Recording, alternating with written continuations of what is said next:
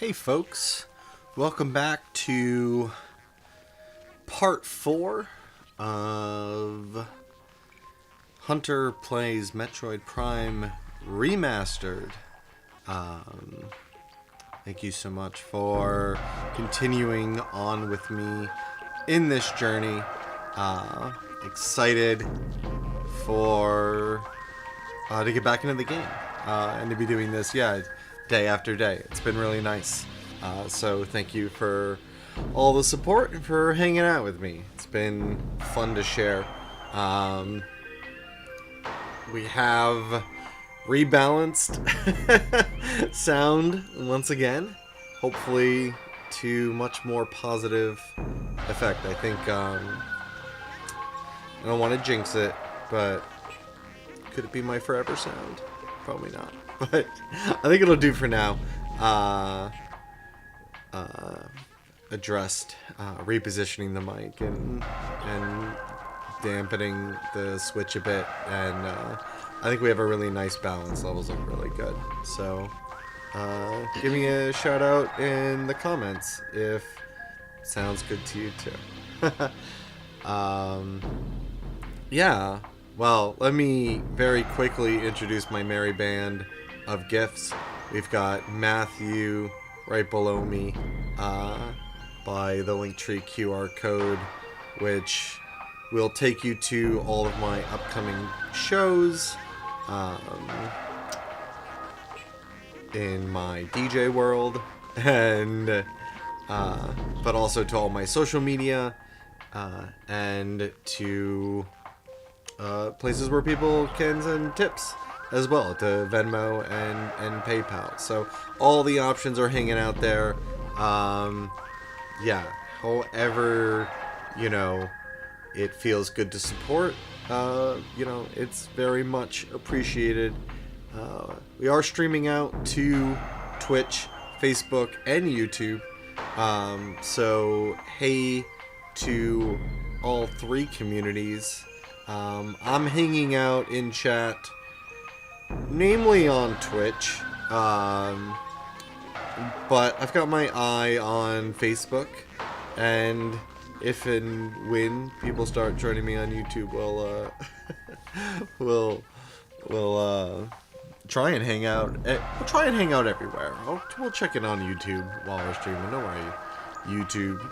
In fact, I'm thrilled to have the videos kind of live as a series there. So, fun stuff on the tech side. Thank you, Matthew. And then, just above me is Batty Von Bats. Welcome back to the show, Batty. Always lovely to have you here. Batty flits about the capital region of New York and brings back all the info on upcoming shows. Oh, Batty, what's coming along for DJ Hunter? Batty's letting me know to tell you there's a show this Friday at the Deck in Gloversville, New York. Killer Queen presents The Divine Feminine. Be drag and burlesque. And I'll be doing sound once again. There'll be space to dance. It's been a lot of fun. And growing each month.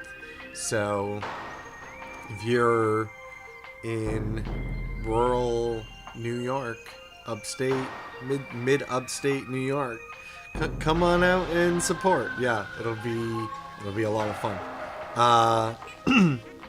And then there are shows coming up in April and May, but info over in the link tree. So thanks, Batty.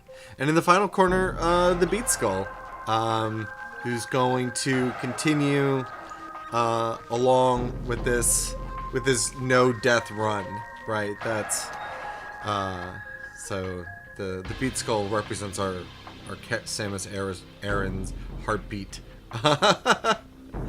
We'll go with that. Yeah.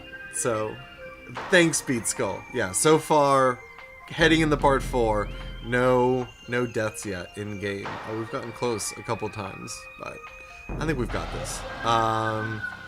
Nice. And then Charlotte up in her web and Sheila dangling down below, who, you know, scour the interwebs for the latest games for Hunter to be playing on Twitch, and tracks to be DJing with. So everyone's got important roles.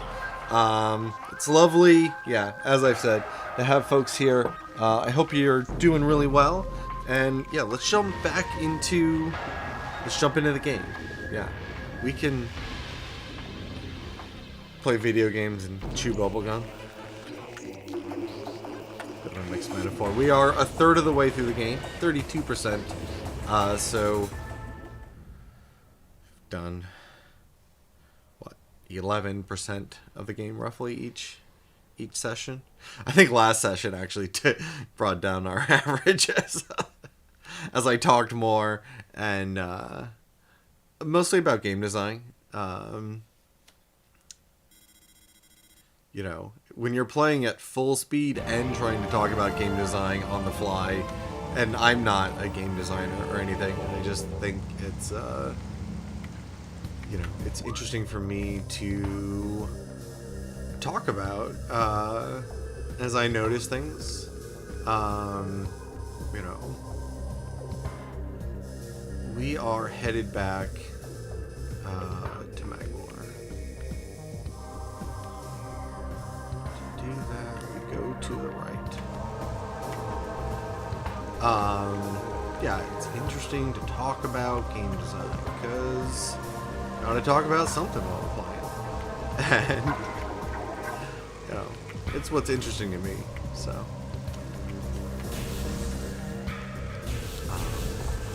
but I was saying, as you're playing at full speed, you know, enough comes up that sometimes you just want to like talk about a really interesting moment, or like I think we ended up talking about the introduction of the Metroid happen as we entered into the labs.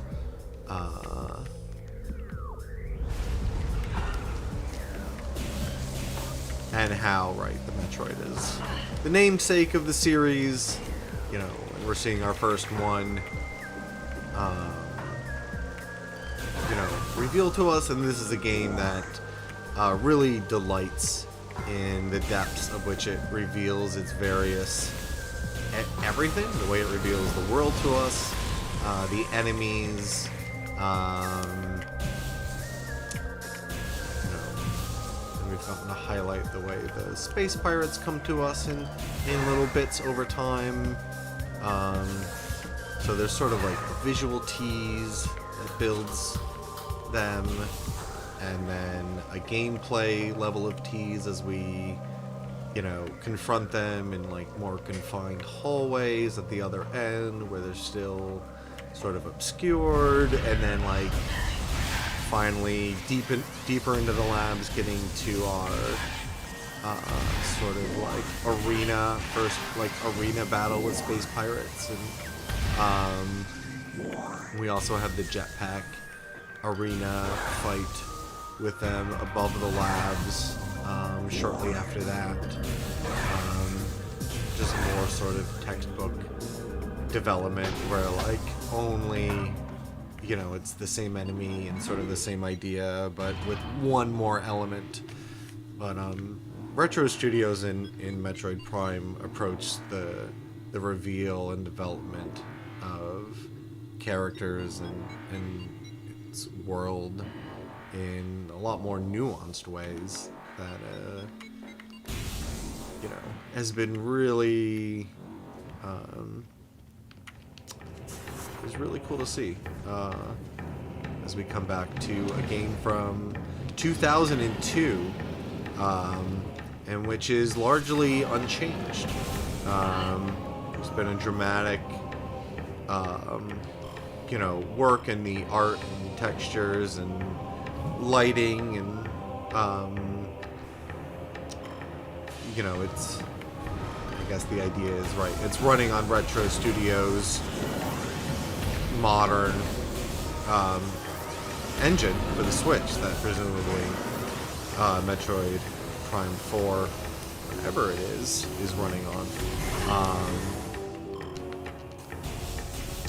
And of course that would have been made, Metroid Prime 4 excitingly, you know, would be made completely from the ground up for the Switch.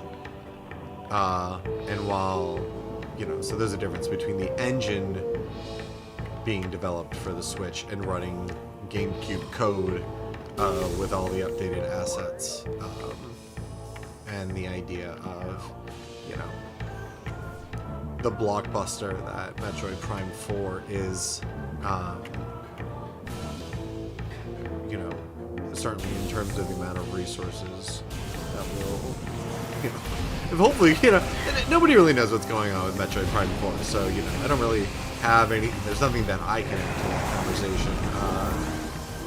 You know, speculation has renewed with not only the release of Metroid Prime Remastered, which was a surprise when Nintendo just like dropped it during a Nintendo Direct.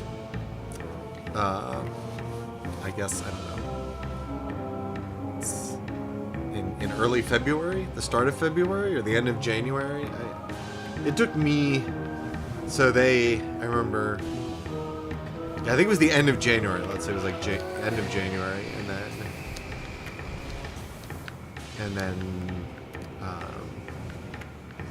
and it was out that day. You know, like the direct download after the stream and everything. It was pretty wild, and they didn't even like spend any like time to like really draw any attention to that. But then people had their hands on it like immediately. And, you know, pretty good marketing, because, I don't know, it worked. So people have been, like, clamoring for it, and they said the physical edition was going to drop sometime in February.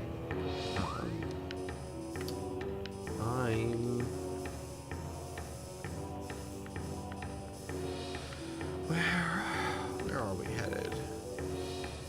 Where, oh where?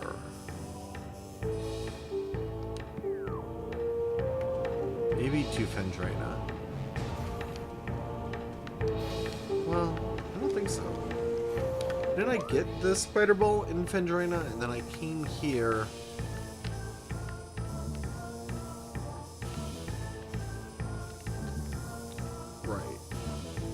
Right.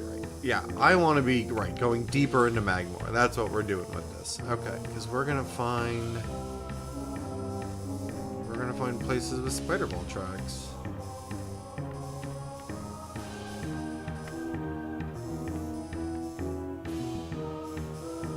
And I'm like, Triclops Pit, did I?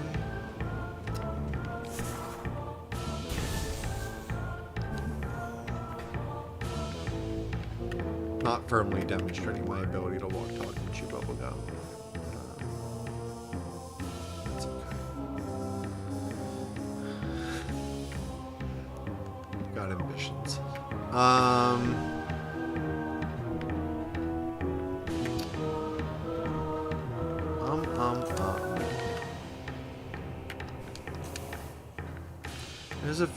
There's a few things going on simultaneously here as I, try and suss out where exactly I should be headed.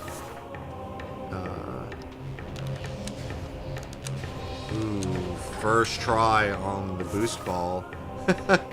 I say that as if it was like some particularly difficult trick, but if you've seen parts 1 through 3 of this, you'll know that I've been flummoxed by the very similar designs of Morph Ball bomb puzzles and Morph Ball boost puzzle in the thing that you actually attach to. So, plus, I also just forget which button is supposed to do which. So I find myself constantly having to do them multiple times.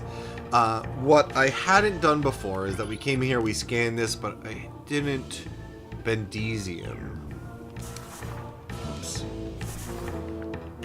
I guess this probably is a power bomb, which is what I thought it was before, but we are going to at least test out our new ability. Yeah.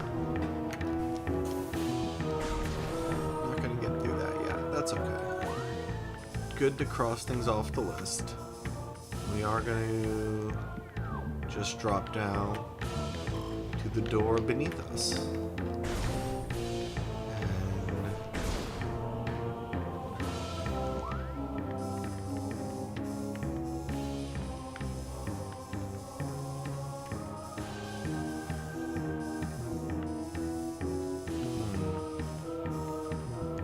That Triclops. Keep wondering about that Triclops bit. Feeling like there might have been spider ball pieces there as well. It's right around the corner. If we start going away from it, and I do end up wanting to come back here, then a bit more time. So here we are.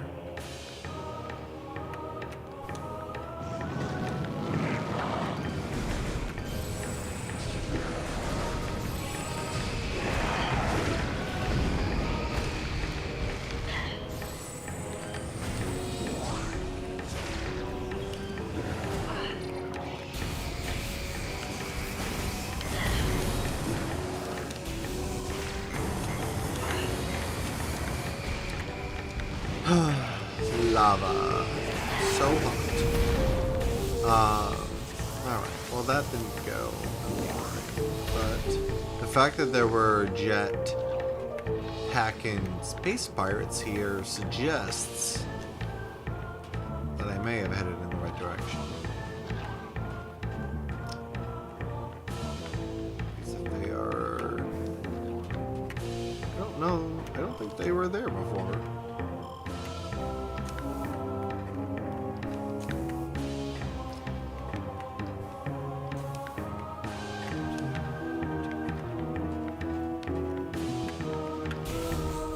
If I balanced the sound in the capture correctly, you should both be able to hear me clearly at this volume, and also like really dig how good the Magmar Caverns theme is, because it's a banger.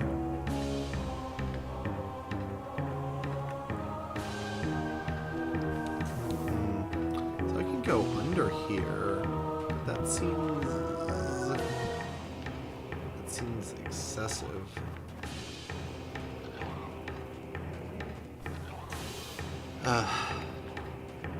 Okay, there's the other. I feel like with double jump, right? I should be able to get around this.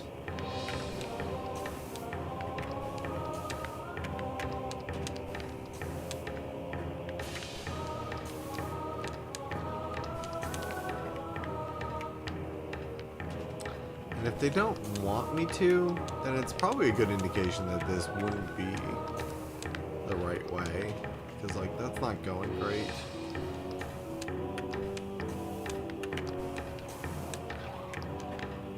Yeah, I don't think so. What else can we do? Lava lake. Lava, lava, lava. I don't know. I think we're gonna go the other way. We're gonna go towards geothermal core workstation tunnel, which ends in a dead end. There's gotta be more Magmar over there somewhere.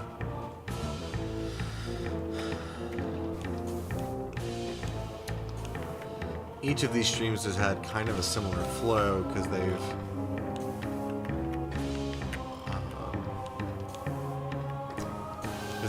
I went from the opening to beating the first boss, which got me to Magmar, and then I went from Magmar to beating the second boss, which got me the Wave Beam, and then we did Wave Beam to Spider Ball, beating the third boss, and so, you know, but each stream I start off being like, I don't really know where I'm supposed to go.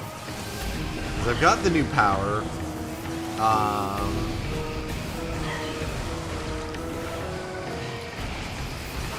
But especially as we have the hint system turned off, the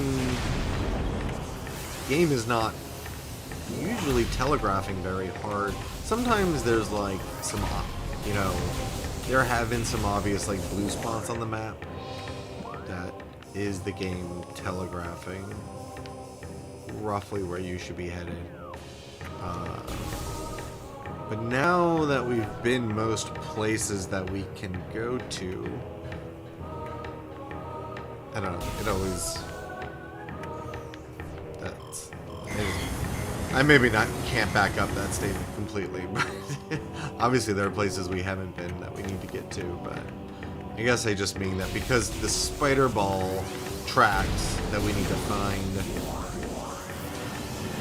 have been in rooms where we've already done things. The rooms appear filled in now on our maps, and that's kind of a new level of complexity that the game is introducing as we go further along, as it expects, perhaps, for the player to do a better job of keeping their own mental map. Maybe a bit 2002-y in its game design there, because one thing that I could really do with is a map that I can edit. Here we are. This should be good. Because without, a map that I can drop markers on. I kind of forget if Metroid Dread gave us that or not. At this, I did play through Metroid Dread, but it's been what? It's been over a year now. Well over a year. But I think it did. And if not, well, then it should have. Or it had a system where it was basically doing it for you dynamically, perhaps. You know, like automatically. I don't know. I remember being quite happy with Metroid Dread's map for whatever reason.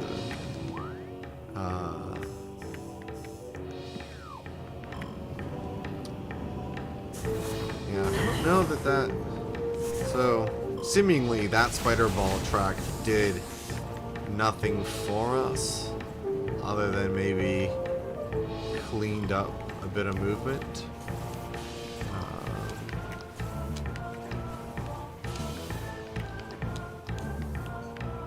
If we don't find other successes, we may go back and investigate more thoroughly, but really I think we should just keep moving through the world.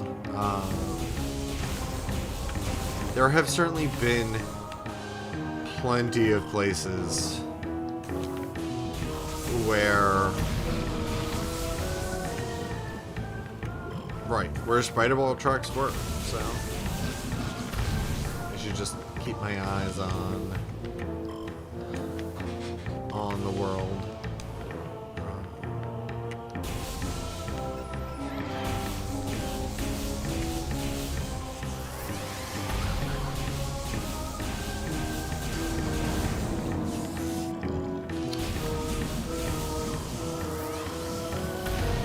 I do think Retro Studios does sort of, like, via their gameplay or game design, like, do acknowledge that they could have done a better job telegraphing, you know, or communicating to the player how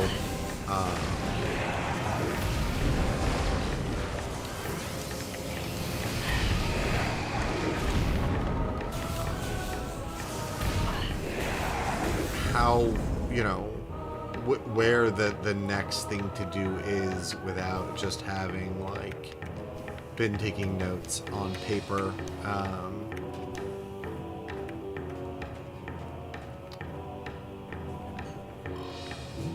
Because the hint system is in the game by default, where if you don't, you know, find the next thing, then, you know, then it'll let you know that, hey,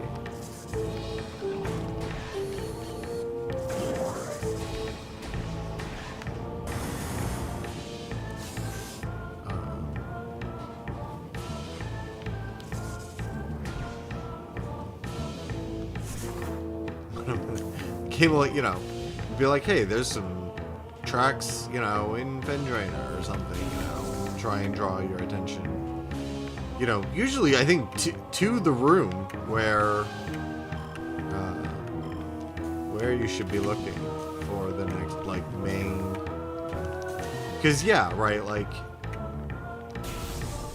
I am both being like, yeah, I've seen spider ball tracks all over the place, but also we've covered a lot of area, you know, this many hours into the game.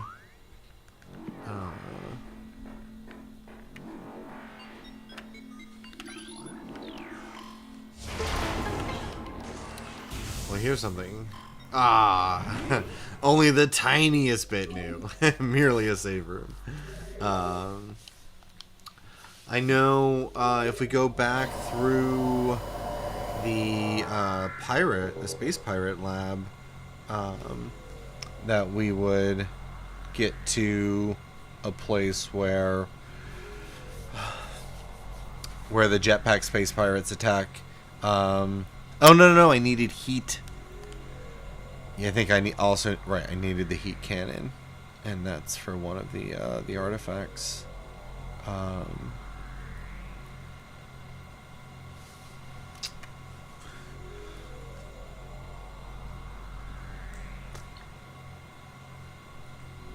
Said I was gonna check in on places where I am. Gonna check in on. Did that the other week too, where people get to hear my voice inside the little box, echoing the voice back at me. Right. Right. This is, in fact, just the safe room. So let's go up to wherever this is taking us.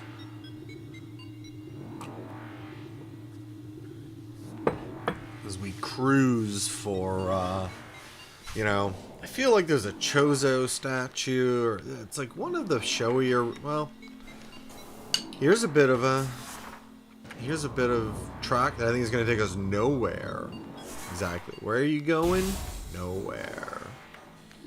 Because you need the color-coded beam. For sure. We are in Vendrina, and is there any, via the map, obvious holes where it seems like we could have gone and then we didn't? No, not really.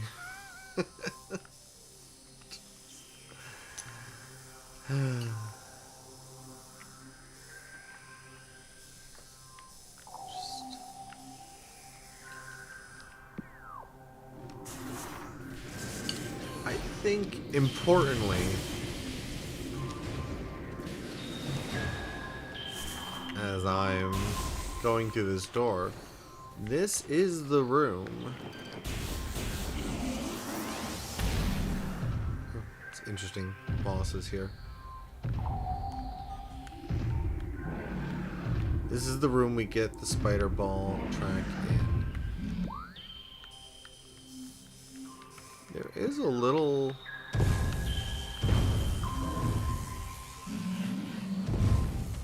There's a little space over there.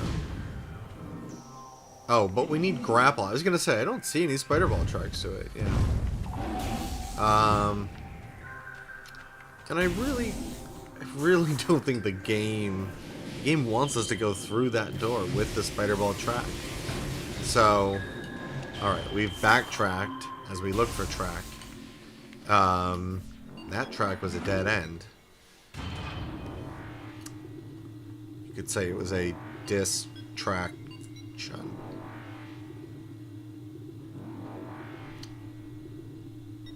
Read the room, Hunter. Read the room. That's what we're doing. Okay. So, whole jam. And that's funny. We came down this elevator yesterday and looking for a safe spot, and that's what that one tiny room that so far today has been my only discovery is. So okay. So yeah, here we are. We're entering this room. This is great. This is good because yeah, yesterday just wanted to save. And that meant that I muscled my way through this space. But I think we're gonna find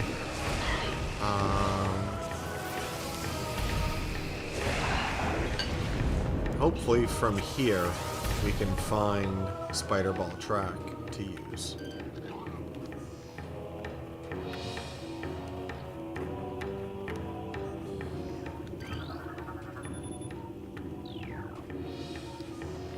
Alright, let's unseal that door. That's a good...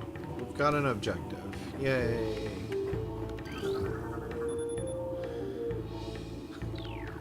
Me too. So we need to get power to here. Whoa, who's got a thermal visor? I do.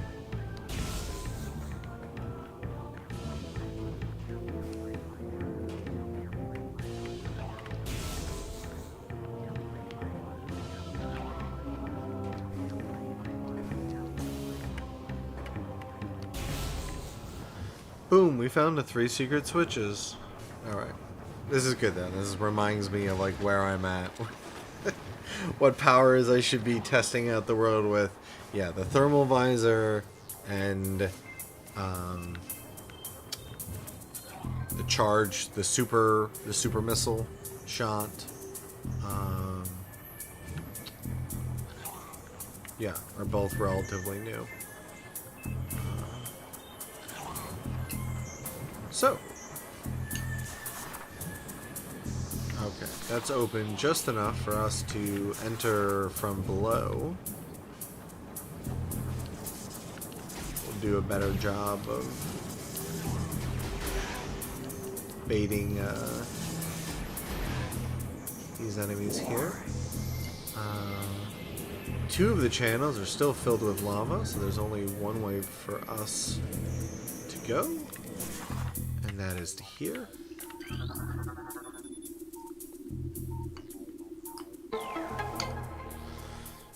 And yeah, passing the baton to the next channel. Oh, it's timed. Maybe the game wants to see if we know how to use our boost ball.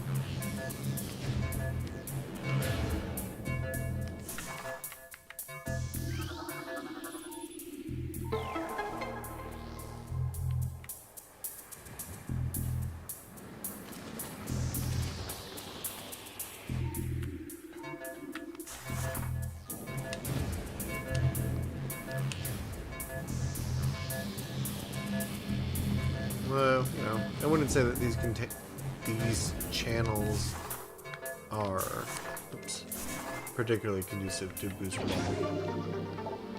the way they are. Okay.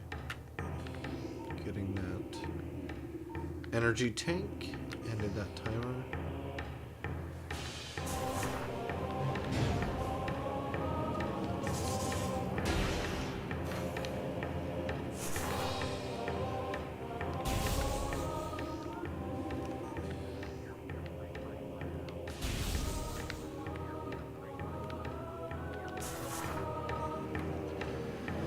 Okay.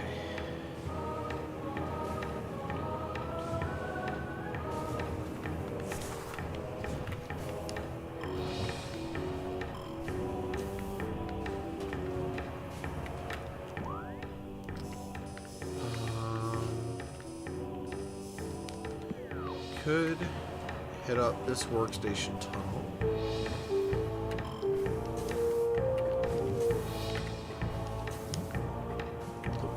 It's probably still just going to be a dead end, but worth.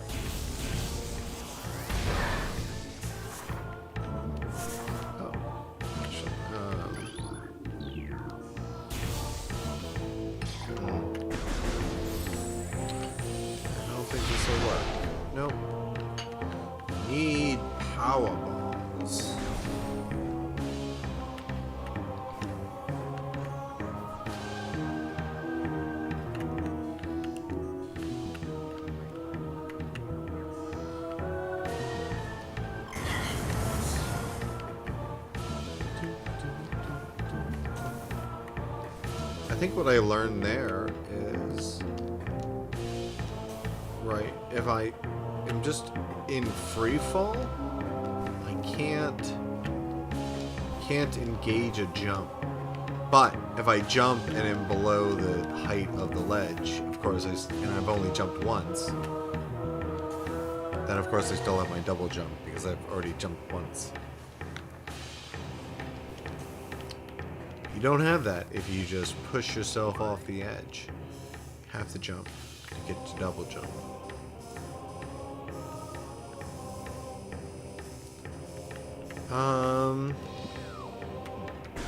So maybe the puzzle is to figure out the verticality of this next room.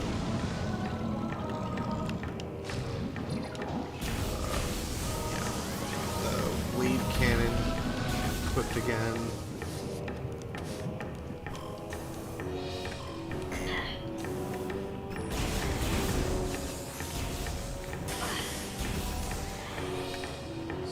Burrowers.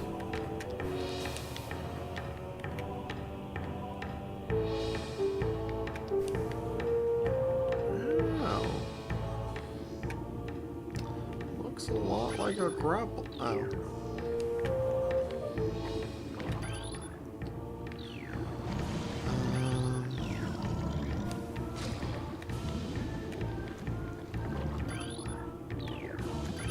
Looks like a grapple puzzle.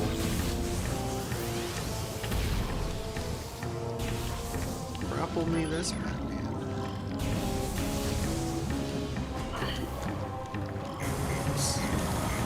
That jump. Yeah, this is the lowest one, but there's no.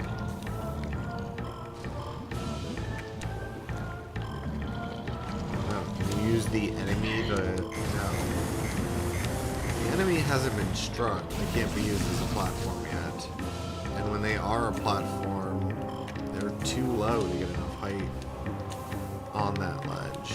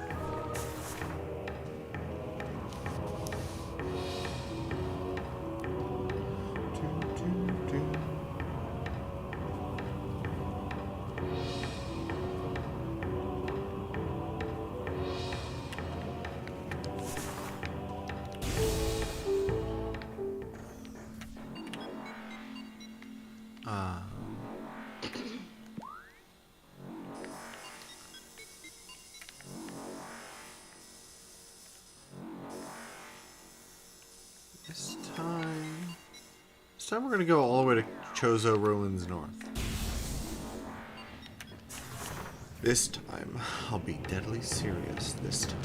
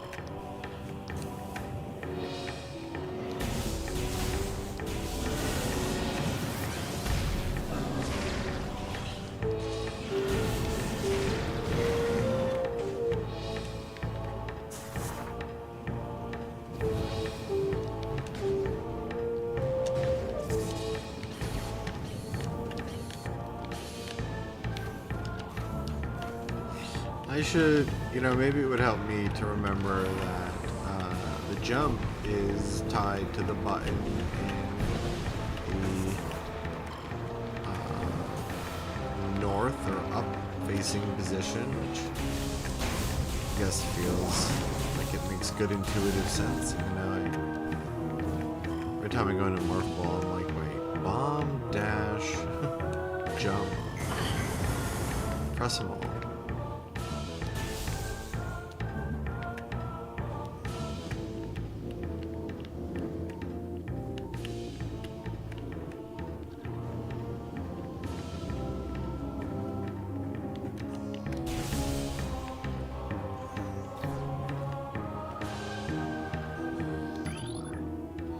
Ice beam,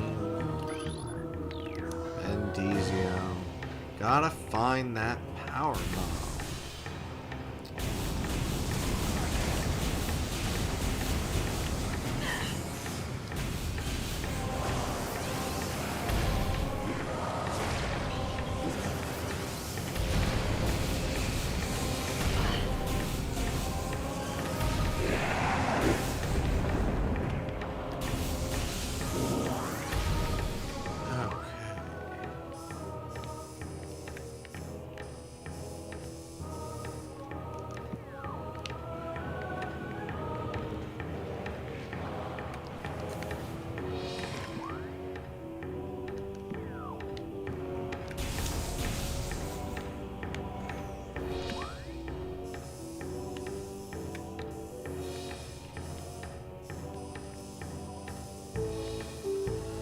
Did I do that? Did I go backwards? I did. I bet. Into this room. This way.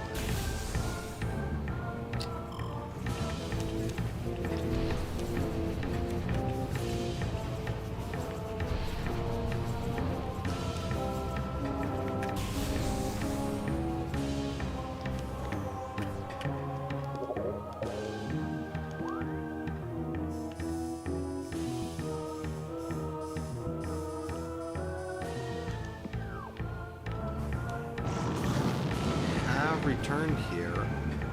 Did say a while ago that I thought it was a good sign that there was what seemed to be new sets of enemies in this area.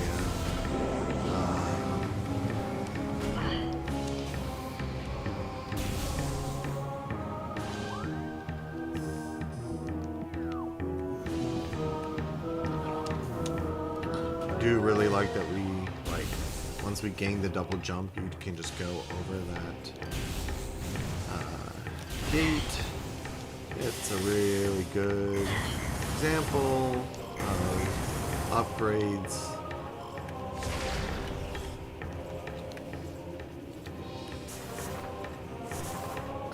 Translating into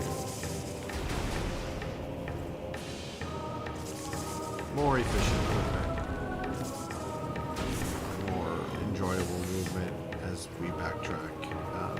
Making backtracking feel good, I guess, is the challenge that the game designer is trying to overcome. Which, sort of begs the question, is the backtracking here, where we need to use the spider ball and get the next thing, having us, track back through a lot of game, is that the best design choice over and over again, or is that, a way to pad out the hours of Metroid Prime? Well, I think the neat thing usually is that it might feel like padding to the casual player, or to the person playing it for the first time in a decade who doesn't remember where anything is. But as you learn where things are, you can really think about, right, you can usually move from goal to goal pretty efficiently.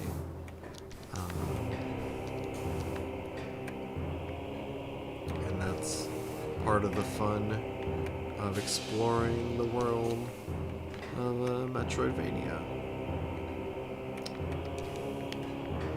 do it in 3D for a genre that is very 2D oriented, partly because of the mental map making. Well, I shouldn't say that. Mental map making in 3D games is not. I don't know. I'm sure people have discussed why Metroidvanias are predominantly 2D, other than just like tradition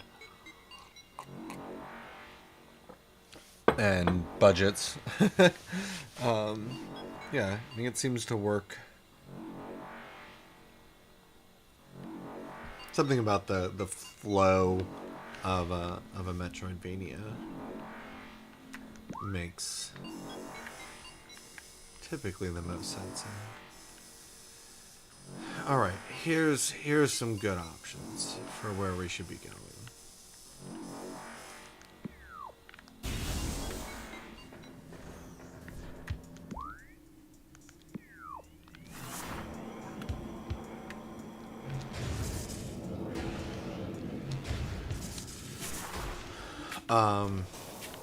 Of course, to be like labeling Metroid Prime Remastered as a Metroidvania is a bit maybe like reductive. Just emphasizing like, oh well, because it's a Metroid, it's in the name. But I mean, that is part of like why the Metroid Prime series is kind of an offshoot from.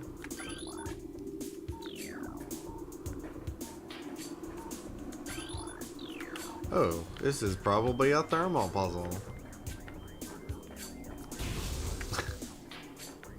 Watch it not be a thermal puzzle. Is it a thermal puzzle in like a deeper sense of it transcending multiple rooms now? I don't know that.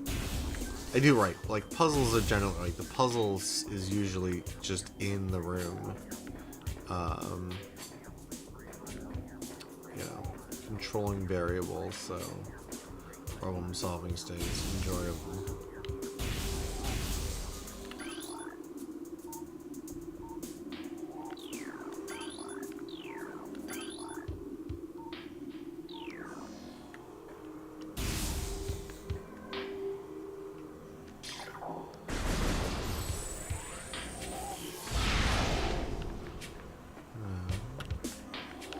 Certainly don't brute force our way through. I don't know.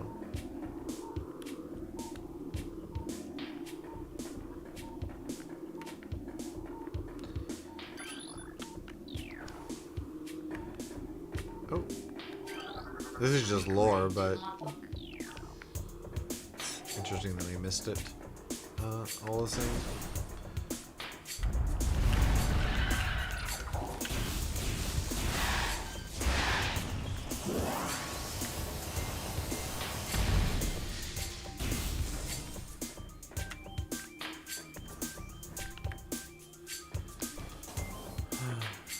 Okay.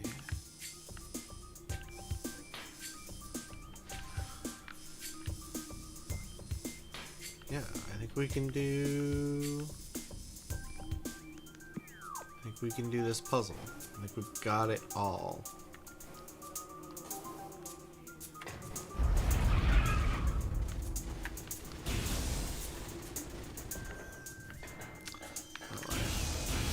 Well, what this is a good reminder of is that I should, when I don't know where I'm going at the start of the playthrough, take time to inspect the map, and I would have seen that there were blue portions of the map still unexplored, still on the map, still letting me know where I should probably be focusing my attention. And, you know, I just get so wrapped up in the playthrough, and I'm like, no, I'm just gonna do it. Just gonna walk around. Maybe not the best choice. Thanks for hanging out with me. As we are finally progressing back into the game, right? Once again, like 30 minutes into the playthrough.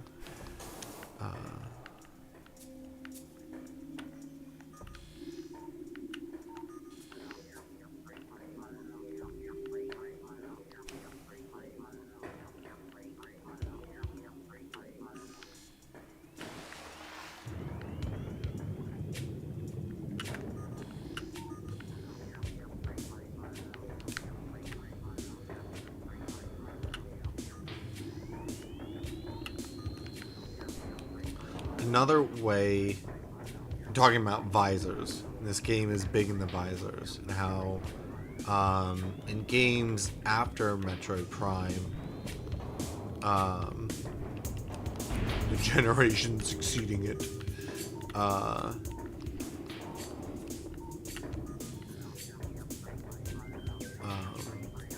visors get overused. And, of course, my main example is Batman, but there are other games where I've played, I know, like, largely in, like, weird views like this, because the information that mode conveys is just, like, feels just too useful to me as a gamer to, like, focus on,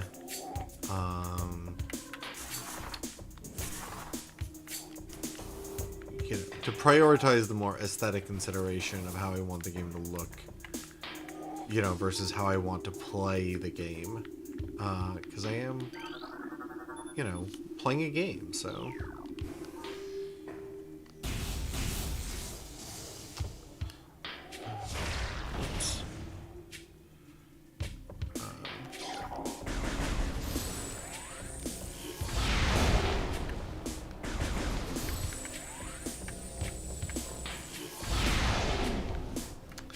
But what I was noting that I liked here was that, you're in the water, and then the opaqueness, makes using the visor the more, not only like the more natural, like, problem solving thing that you should be doing, but also, right, the water is not necessarily pleasant to look at. Because it's, because it's opaque.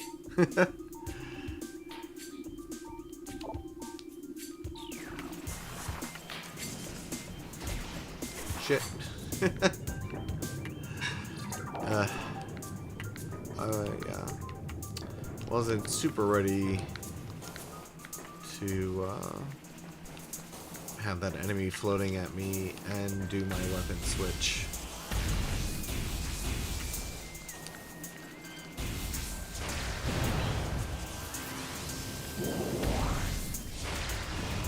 So those are going to be missile only. Not a problem.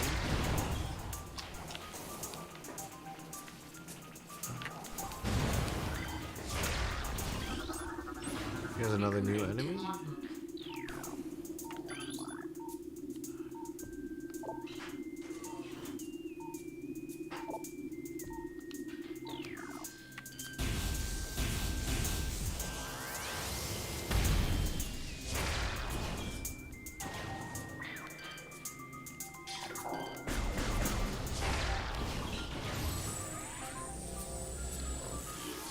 That's gonna work. Yeah. And so it didn't.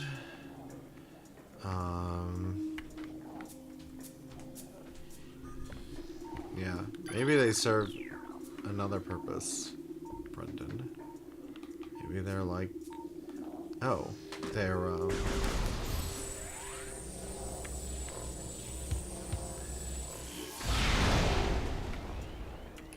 giving me something to shoot around.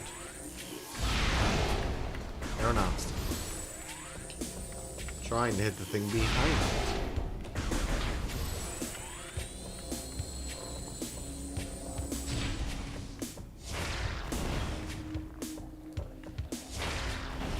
I think I've been, let's see, 1, 2, 3, yeah.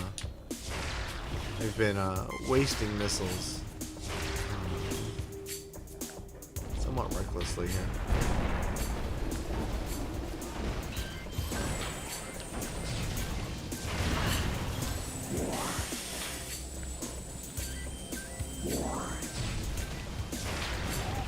Yeah, the game seems intent on giving me enemies that are only going to absorb my missiles.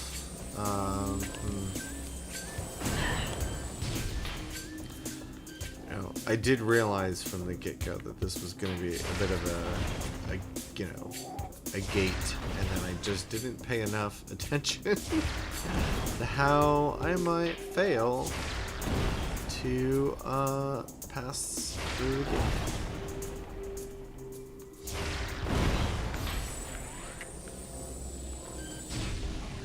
I am surprised that these enemies don't seem to drop missiles.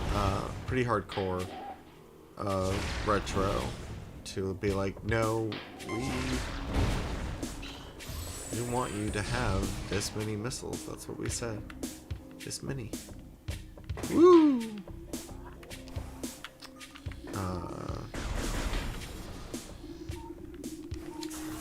Door can't be opened by that weapon.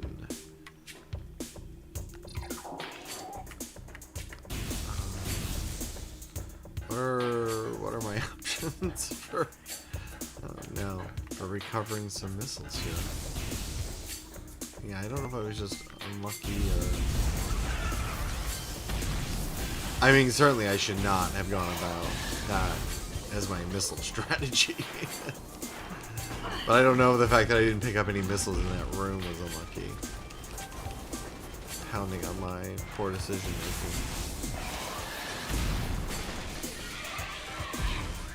What did we do? You.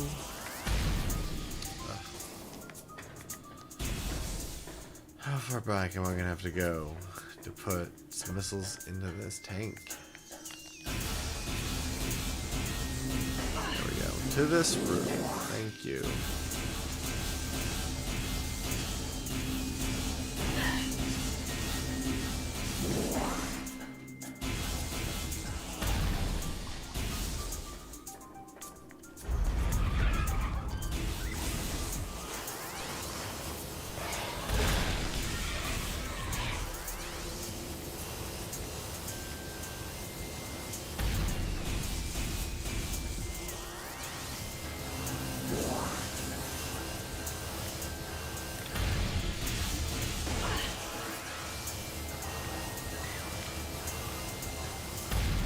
Well, I guess I'm just gonna trust to some extent. Trust that I won't have to redo the stone pieces I've already missiled will still be broken.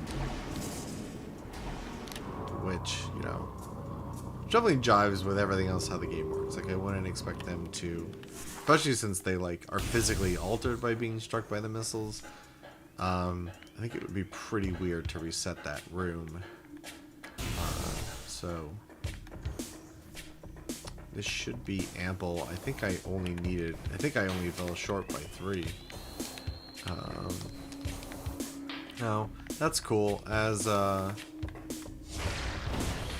you break these things, the room becomes easier to traverse.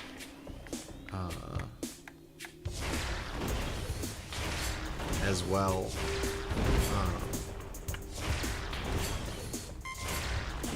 Well, I think it did reset this one ring. Hopefully it's the last one. Jeez. I'm not sure it is. This could have been fine.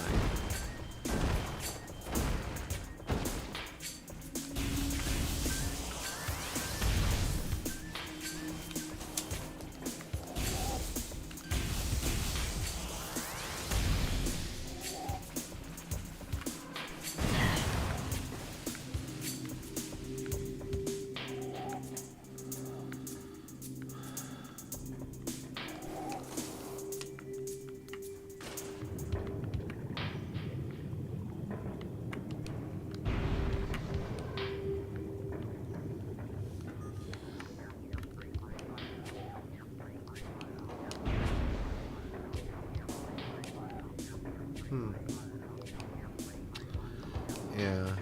Ugh. There's really no place in that room for more bombs.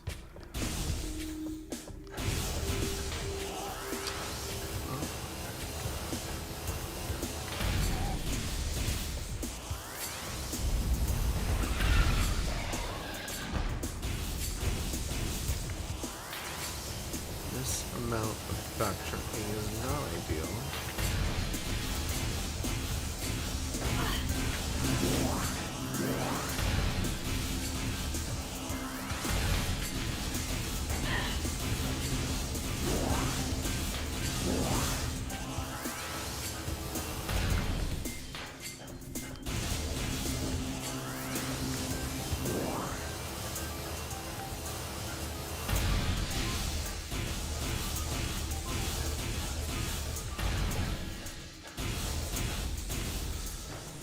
"42.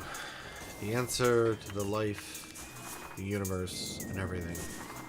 Also, how many missiles we need." Well, I guess it's really just the answer to how many missiles I have at the moment, but gems.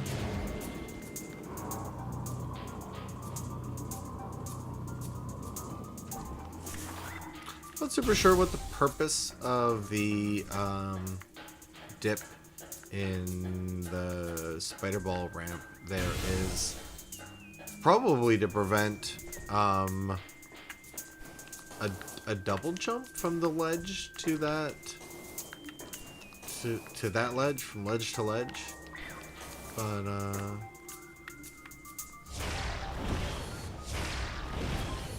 100% sure.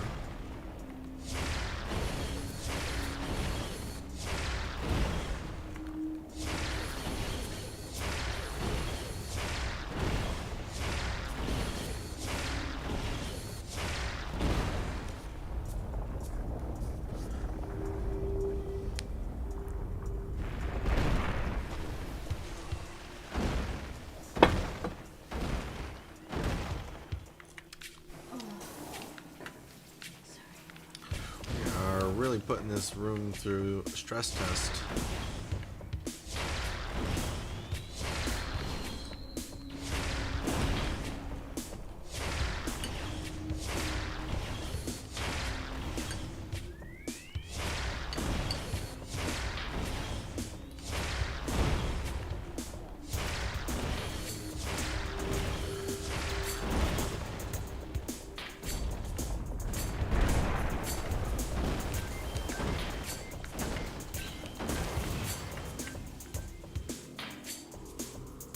Three, 6, 9, 12, and then that's it. Okay, we have enough. I mean, if we don't fuck up. So, hold your breath. Say a little prayer. No, it's not going to be that tense.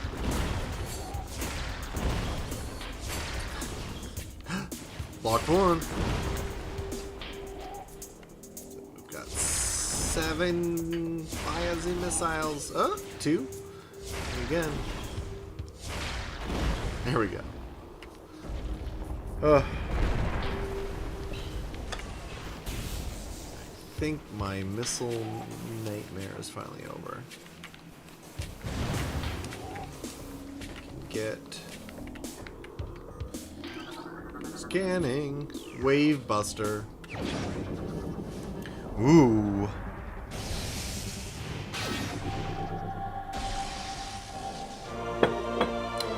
Wave Buster acquired. This powerful attack uses missiles while active, using the wave beam. Press and hold ZR/A to charge, then press R to fire. Hold ZR for continuous.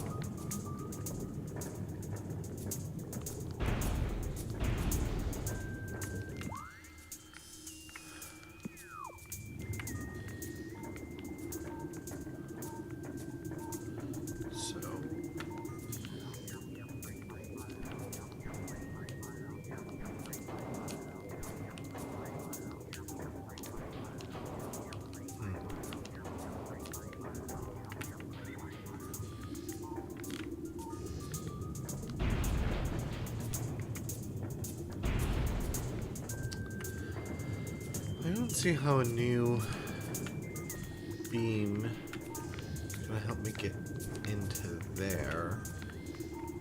Right? I don't think there's like a hole in the ground or anything that I can shoot in this room. For now, it seems to be as solved as it's going to be until water no longer obstructs our movement. And we get the next suit.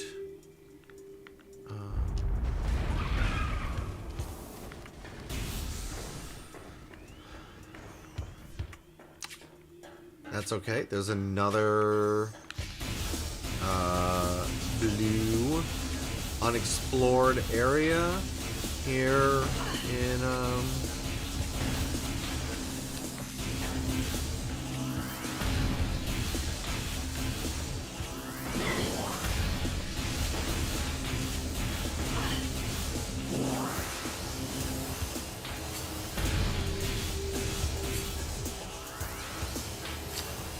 nice. A lot of missiles there. Okay, good.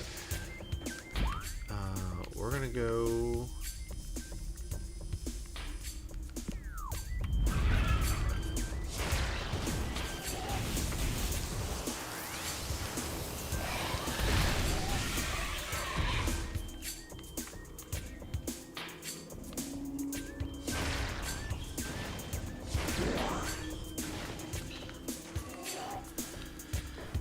Take out those hornet nests with missiles.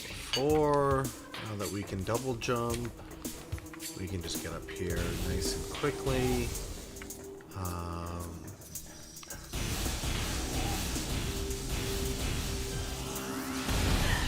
More of these swarms to replenish lots of. And Metroid has always had like some enemies that you could like farm. The swarm is like a way to like optimize for the player from the developer farming without like breaking your game, like, you know, so in Super Metroid you'd have, you know, a tube, like a Super Mario Brothers 3 tube, you know, like teleporting enemies into the space. Uh-huh.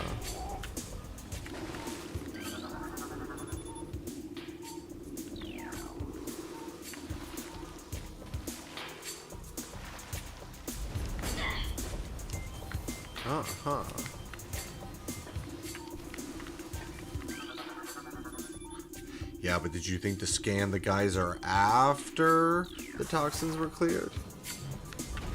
Oops. No.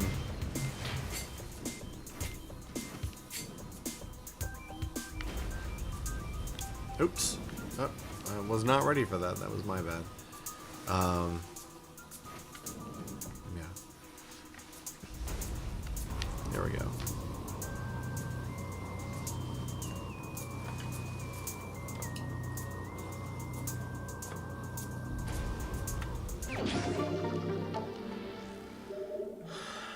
I know I lost some thread there. That's okay. Something about something.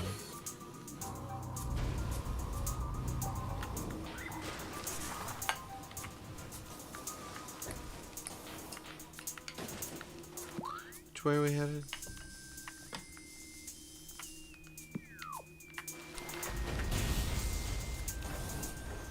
This way. Talking about the bees? Birds and the bees? Bees and the knees. Oh. Well, the reason this one still hasn't been done is because it's a grapple beam puzzle.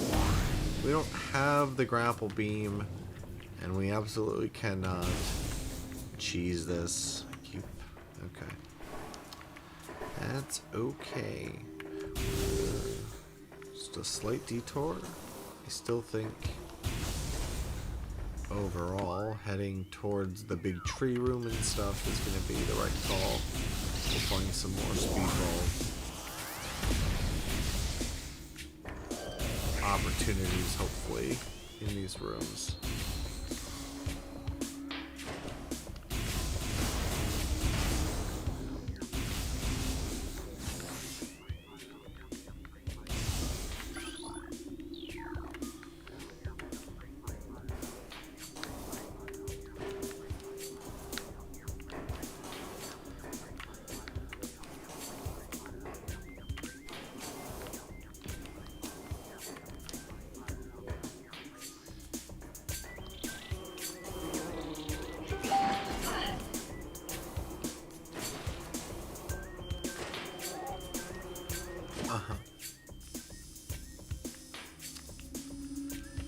Where might we want to revisit? The Sun Chamber is where we fought one of those first bosses. I don't think we'll find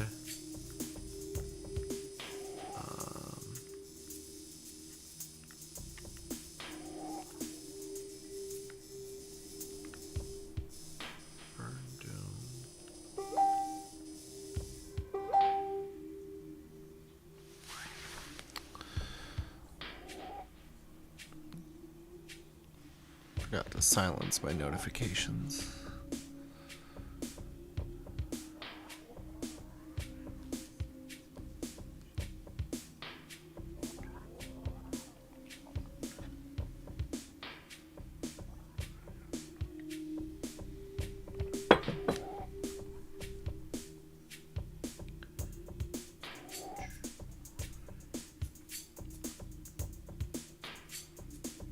Boom.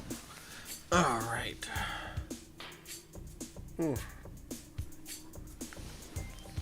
How have we been doing? Been going for an hour? All right.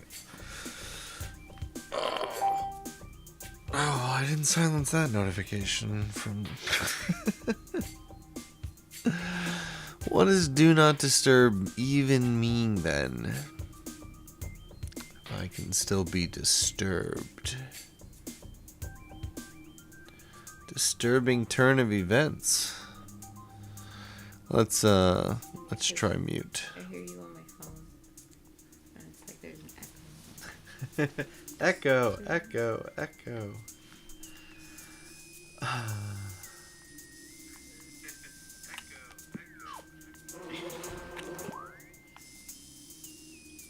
Am I in the past? Are you in the future? I wonder. I don't think the idea of this puzzle here is that you find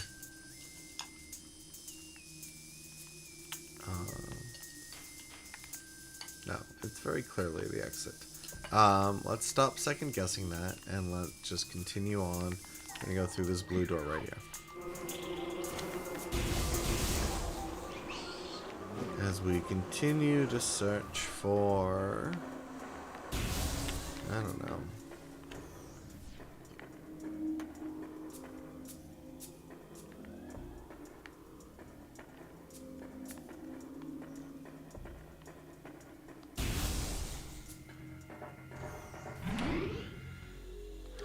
Quick save.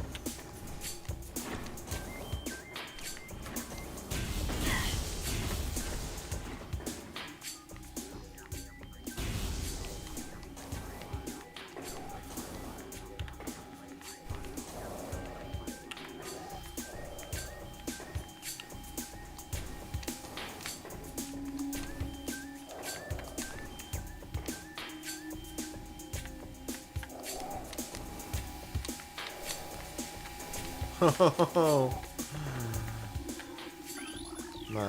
even really sure I was supposed to be able to do that, but we did it anyway. I don't think this is the way, but or that I'll even find. I mean, hey, to my credit, there is a spider ball truck in here, so. Oh, motherfucker.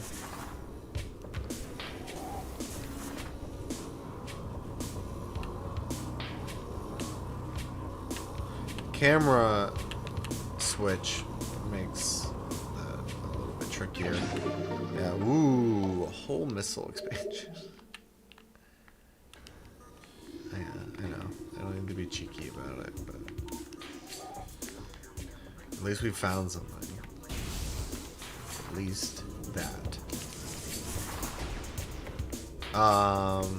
Cool.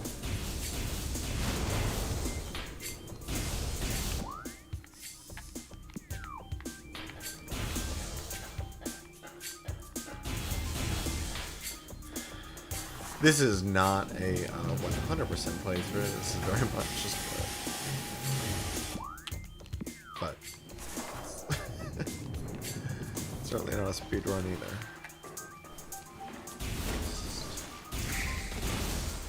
We're gonna casual long play.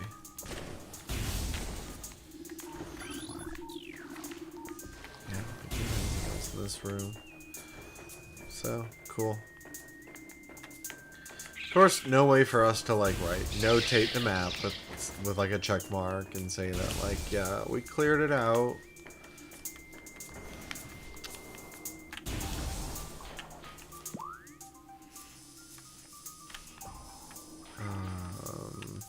All right, we want to get up.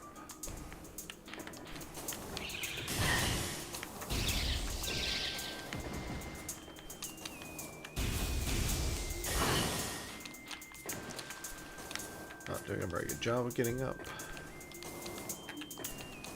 So I don't want to shoot the actually because I keep bonking my head into something.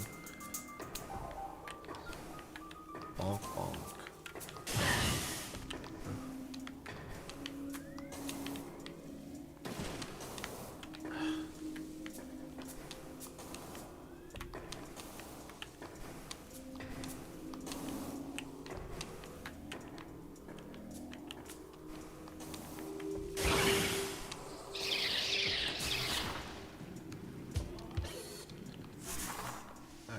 Probably just. Oops.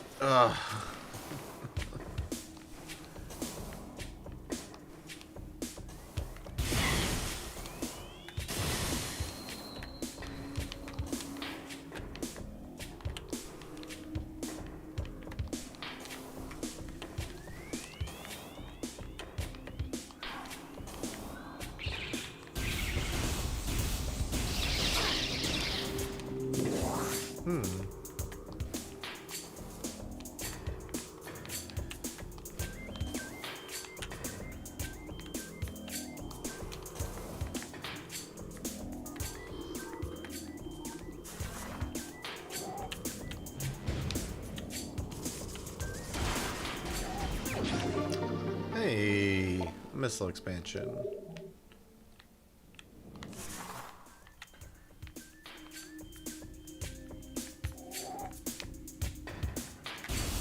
This is also definitely not going to be the right way. I do not think that the game is not right laying space pirates before me on this journey. I think it's very much telling me that I've gone off towards a dead end. But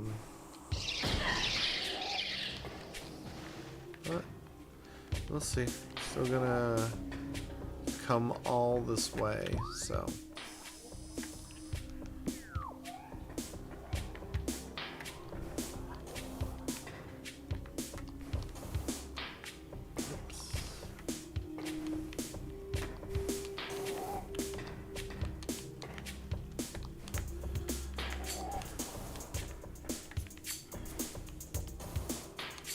And it's not as if our exploration will go, hopefully, completely unrewarded.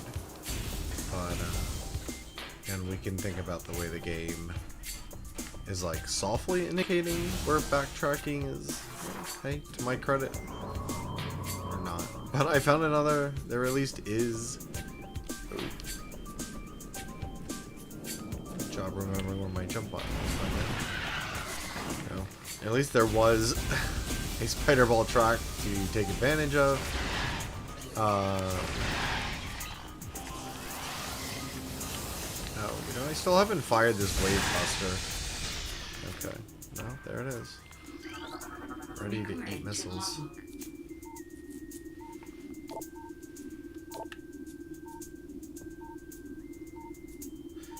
I have not actually tried to break Bendesium with that. I should probably have tried that.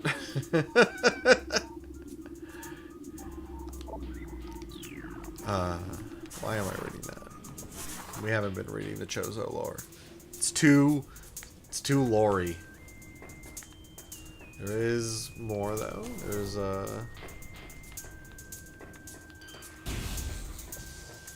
we do have some more spider ball track in here. We've got some enemies. Some good signs that hopefully this room proves fruitful. Let's see where this track leads us.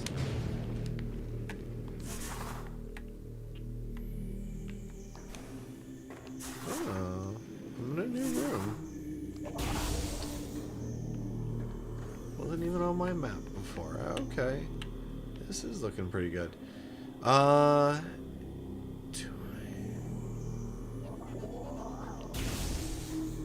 I definitely think I can do that spider ball puzzle. Initially, I was thinking that this tunnel was going to take me, I don't know, up. You know, to a spider ball track headed up. Happens in all the games.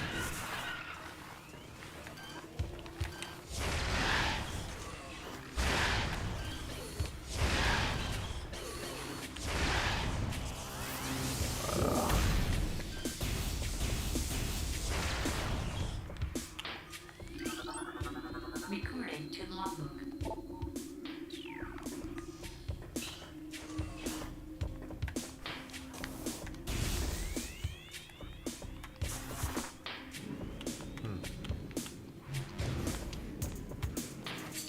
Could have been a little... No. A little overconfident about, like, oh, I think I can do that.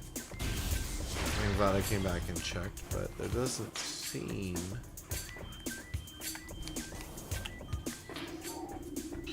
be an obvious way to connect my spider ball to that track from this height. I think we should just go back into the new room. It seemed promising. There's a half pipe and everything.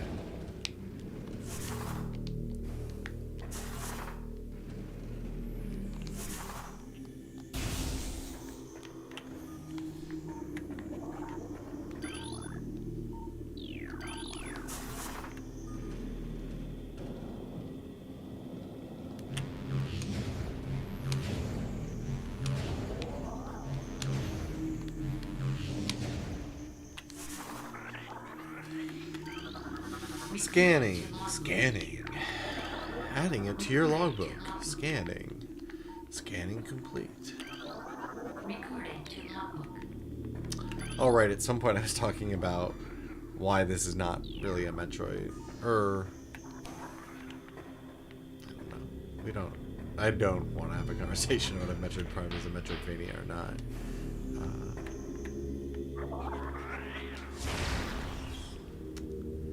How do we get through this?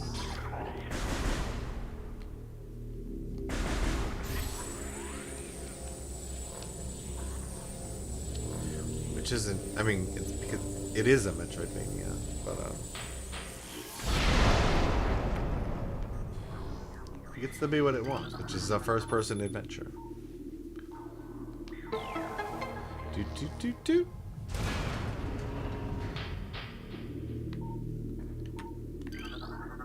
Recording to logbook.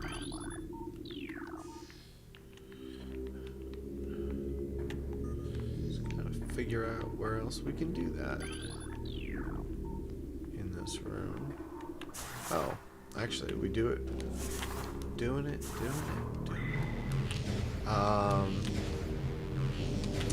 Yeah, we are gonna use our spider ball to get up there, of course.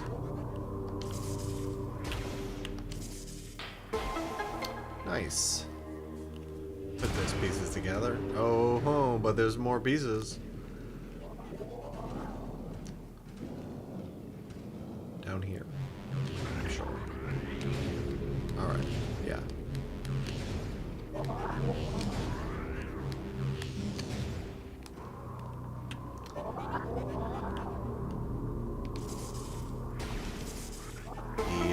There is a vertical element on the wall there that does help, right, give the player a sort of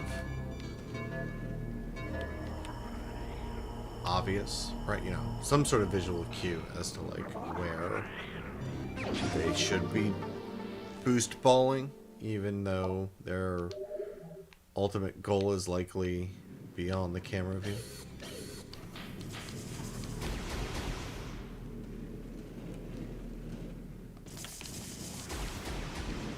What's my ultimate goal? Was to get that missile. Is that it? That was a missile puzzle?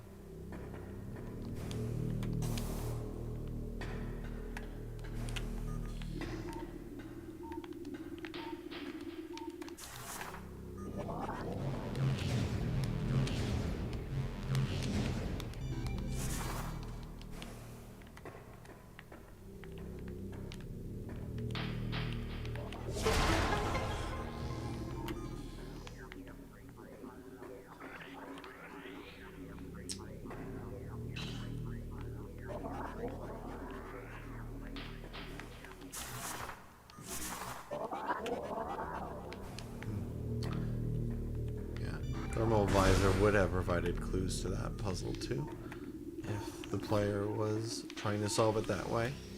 Which is a good example of how, you know, multiple play styles are accommodated or rewarded. Yeah.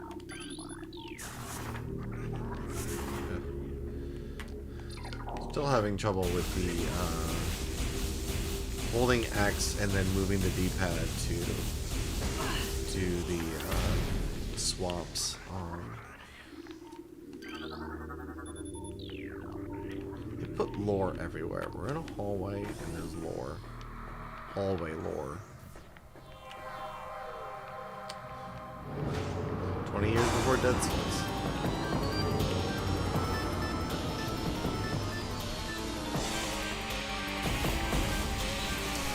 Here we're being introduced to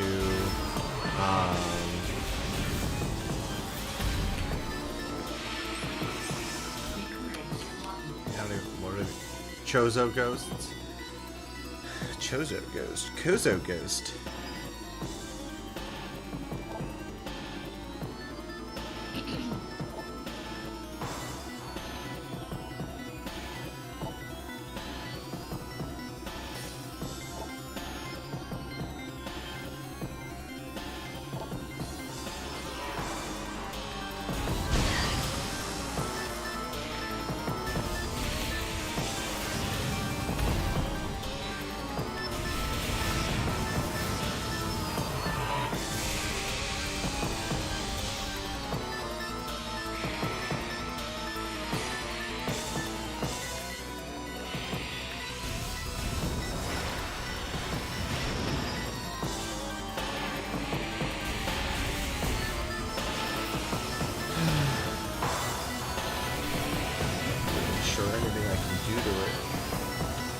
Somehow be hurting it, but I don't.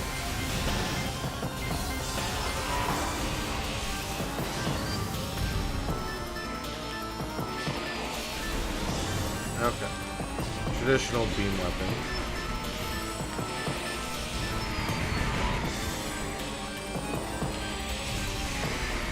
There we go.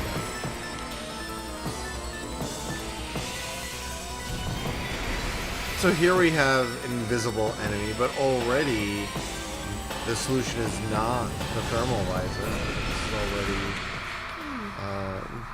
you know, it tells us we need an X-ray visor if we're going to track it. So again, giving us powers, but also, you know, so we get to feel strong for a moment, but then quickly, if you know which way to go, setting us up with new horizons to try and achieve.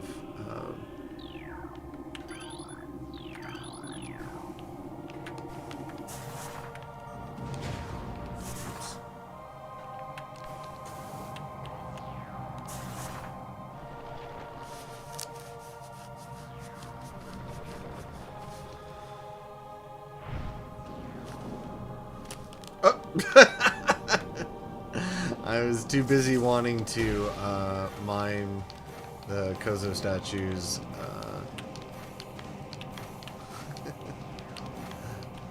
animation that I wasn't ready to be doing the best job of this. Come on, I want to stay in a ball. I want to be a ball forever. All ball run. Oh boy. There we go.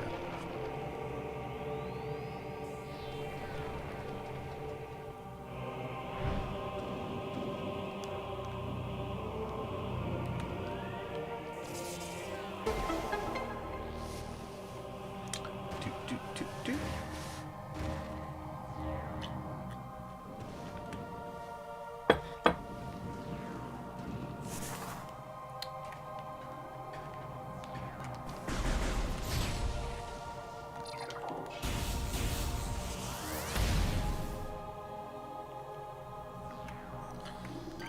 So that's a puzzle for when we have all of our beam cannons.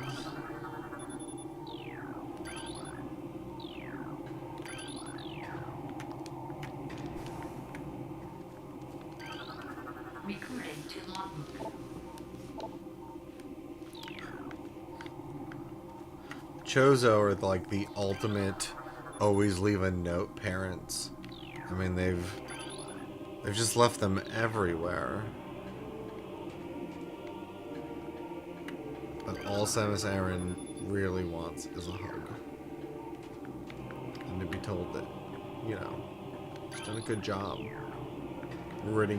saving the, not ridding it of Metroids, but trying to restore balance that the space pirates and Galactic Federation have disrupted.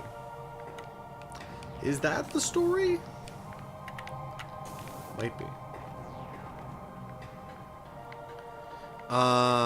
Damn, yeah, it really feels like the game wants me to have the ice scatter beam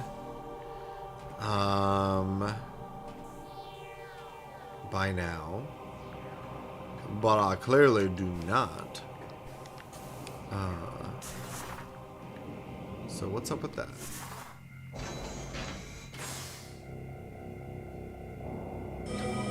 First I thought this was a save room. Now is this a map room? This was a missile station. The fuck?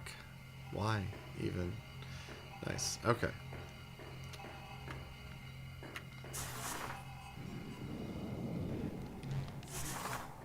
Actually, I should scan it. Maybe it's the only one in the game.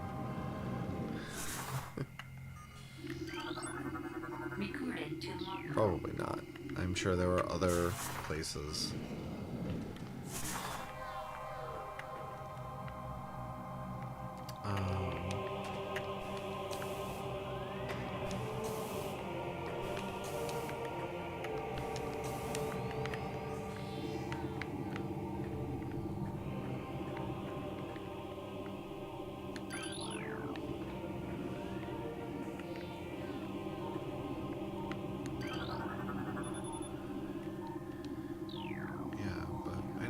We can rotate it right now.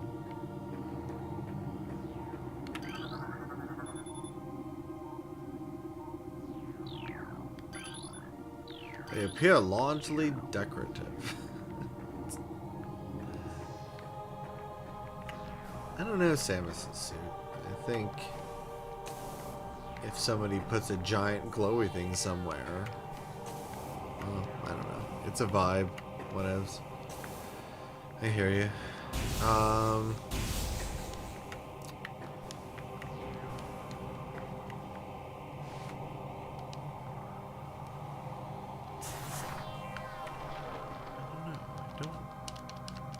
I don't think there's any other way for me to interact with the statue right now, so I don't think I can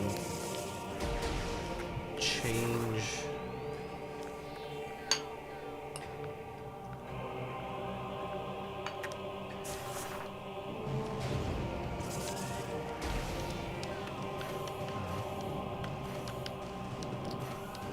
I think what will happen is that, right, when I fill out the other phase cannons, then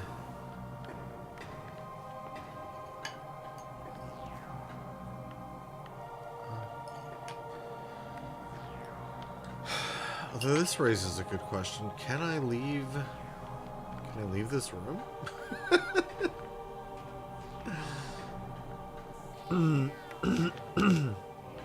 I might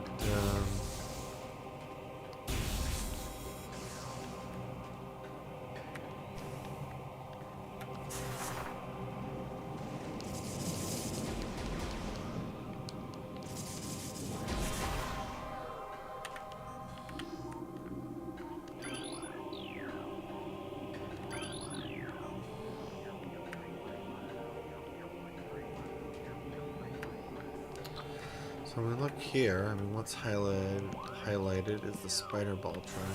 I don't know, maybe we should go back up there.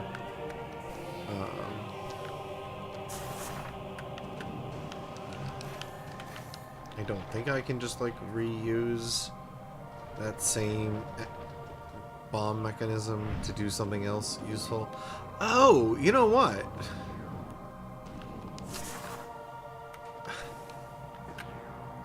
You know, for whatever reason, you know, you see like all three of those face cannon things, and I'm like, well, all three need to happen for, but this goes back to my pet peeve about the overall design of the bomb, the bomb puzzle design for the morph ball. A new path has opened, yeah. Seen that. For me, there's always so much ambiguity about like what the game really wants me to do in these moments with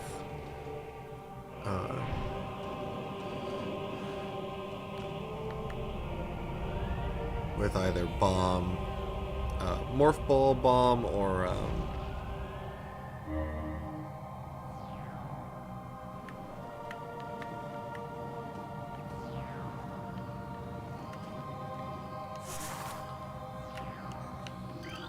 words are hard.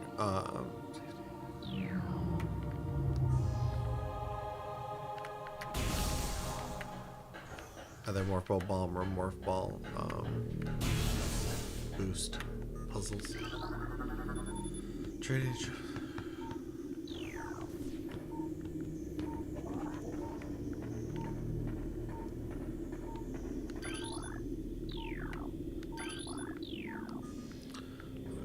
Whole bunch of stone toads.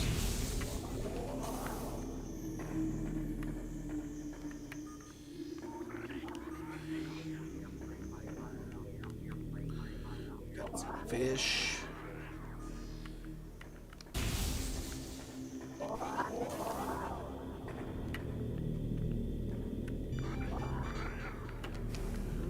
Let's go in the water.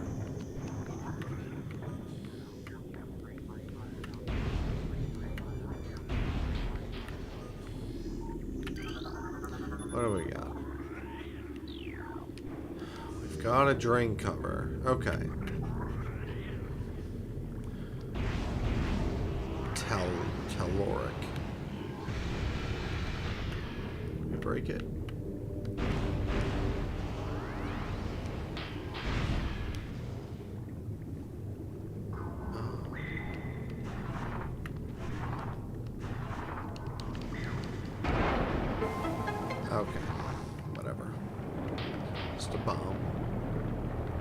my new power. It is cool to see the fish like went down the drain with the animation, so like they were a part of that. It's clever.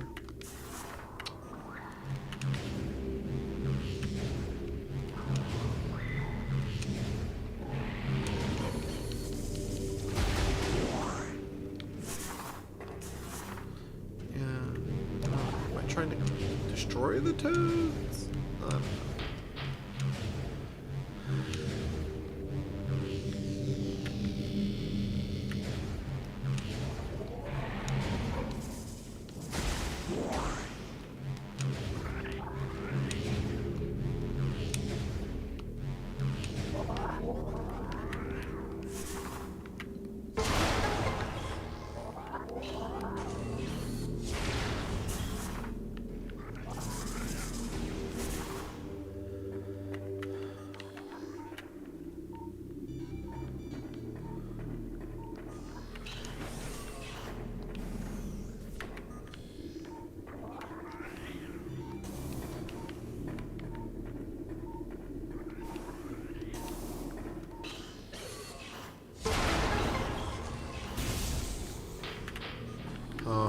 Oh, ice beam. There we go. Very exciting.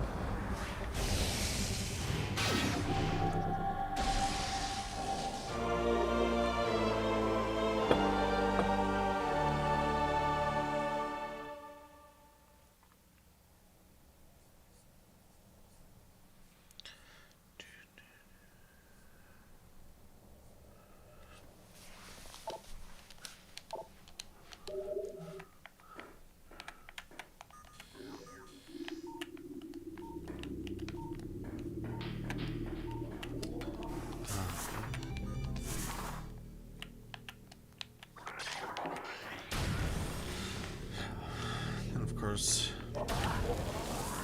mean, pretty basic, but you know, the game wants to make sure that we know how to switch to the ice beam, and so right, switches that door on the exit side to be an ice door.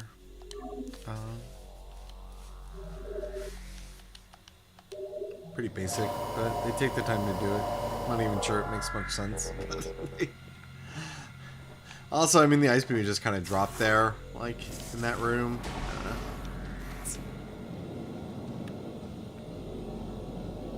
I think...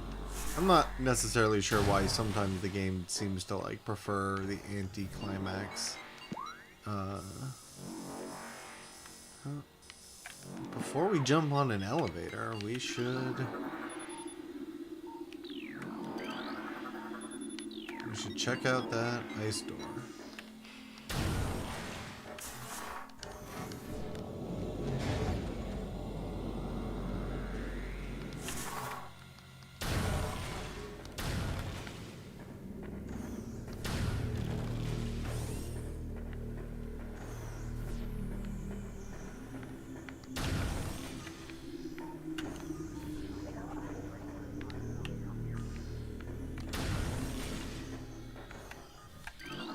Oh, another elevator.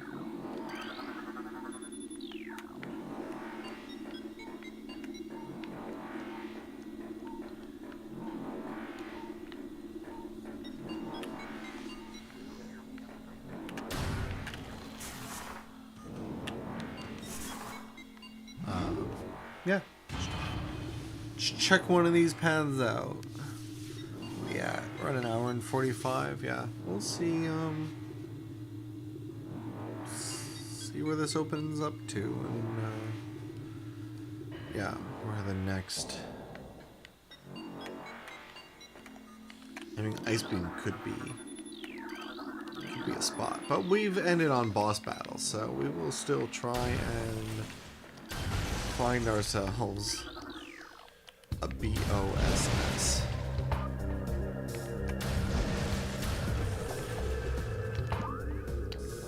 So where are we? Great Tree Hall.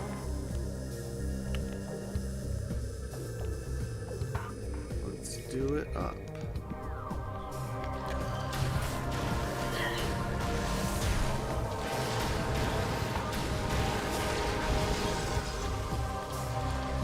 nice. That gives us like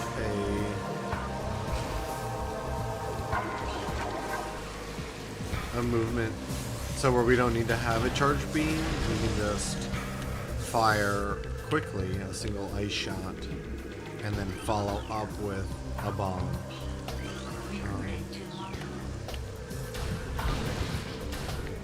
No matter how much time you spend scanning in this game, every time you like throw on your visor in even a vaguely newish area, so there will, yes, be things that are new, but you will also see over and over again things that have been with you the entire game that you're just realizing you somehow never got a scan of, even though it feels like all you do is scan things. There's a lot of scan targets in this game. Here we get a cool corkscrew spider ball. Oh, and it's going to do a drop puzzle. Nice. We have to release and catch ourselves.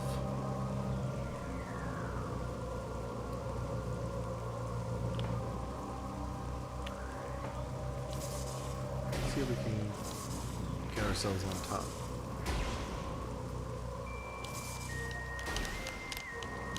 Oh, that's a... I don't know. Definitely doesn't seem to be anything up there.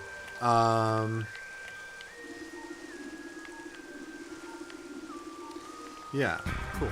Just got us up here. Excellent. There seems to be some phazon.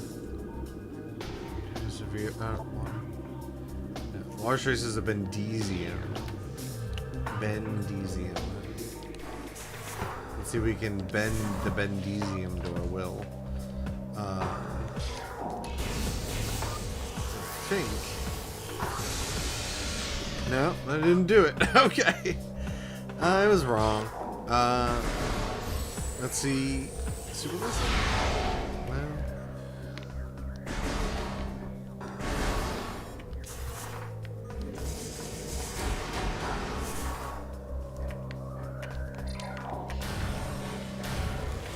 Then we definitely don't have, right, a charge shot with, or a charge missile with this item yet. So, alright, so we came here, but our choices do seem kind of limited. I don't know that we can... I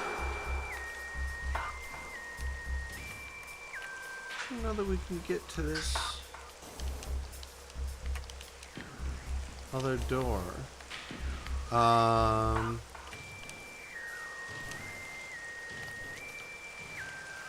Doesn't seem like it wants us.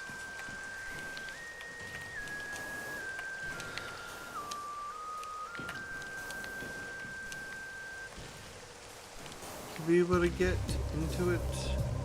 I don't think, right, we're gonna catch on the geometry there. Yeah. I think we should.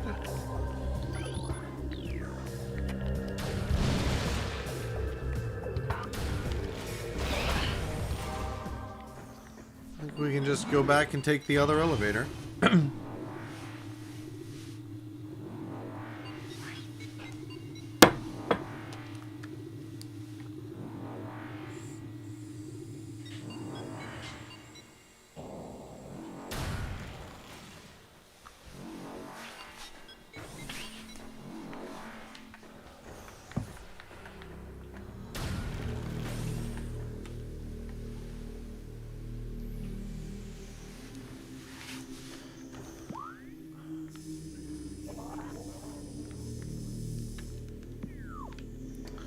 So yeah, we're gonna try following this path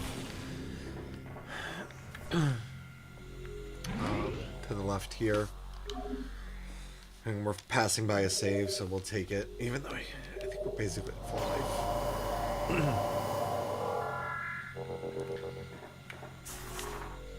And we've got a lot of it too.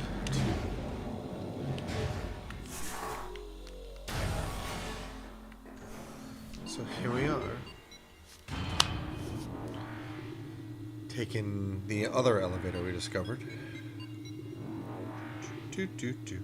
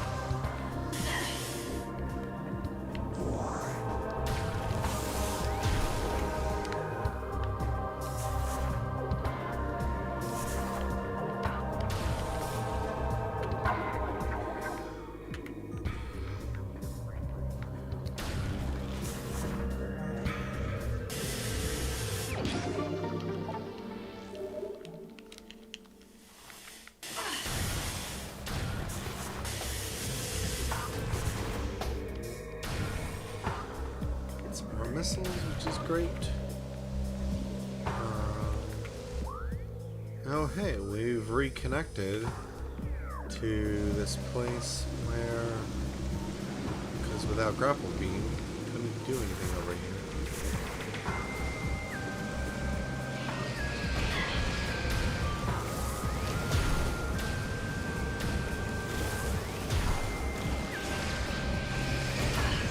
Okay, nice. So with the jetpack enemies, right, we can single hit them with a single ice beam shot. So again, we don't need to take any time to work up a charge shot.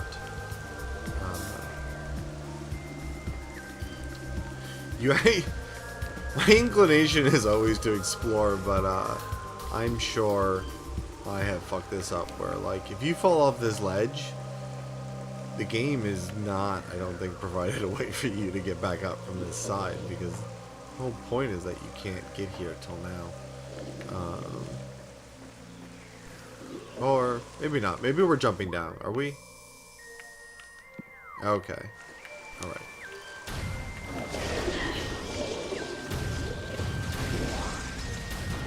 Got some beat up space pirates on this side of the field. Alright, they're already damaged from something. Okay. Ooh, hey. There's a missile down there in the water.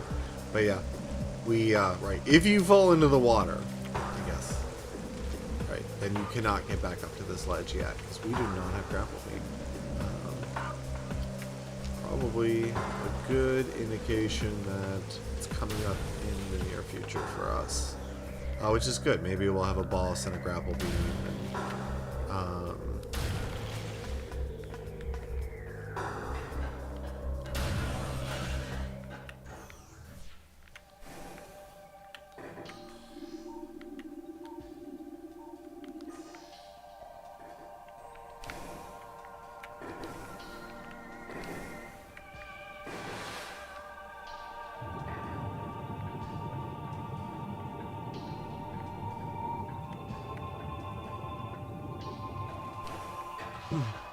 the water is still... the water has a nice progress too, right? So the water starts off toxic, and you want to avoid it. And now where we are is, right, water is cumbersome. I have become cumbersome. So we can freeze these, which is great. And then two bombs.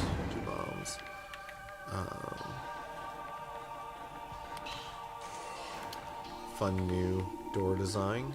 It's pretty. This door has no power.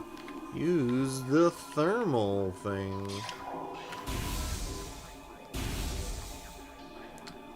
Was that it? Was that the thermal thing? I did it. Is there any... Is that dynamically affect? No, because the light source stays. Kind of make a point of it.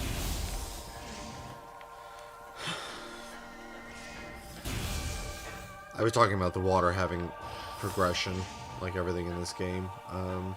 Right, and now it's like opaque, so it's hard to see inside of. Do we have? Ugh. There we go. They're crabs. It would have been nicer to be farming them and getting missiles instead of trying to scan them, but that's okay. But the water restricts our movement, and by like introducing more and more water to the character changes your relationship to it. So like at first, by the water no longer being toxic, the water becomes a non-obstacle. It goes from being an obstacle to a non-obstacle, and then even though the water hasn't changed in any way, oops, that pulled me towards itself like a magnet. Dropped me. That's okay.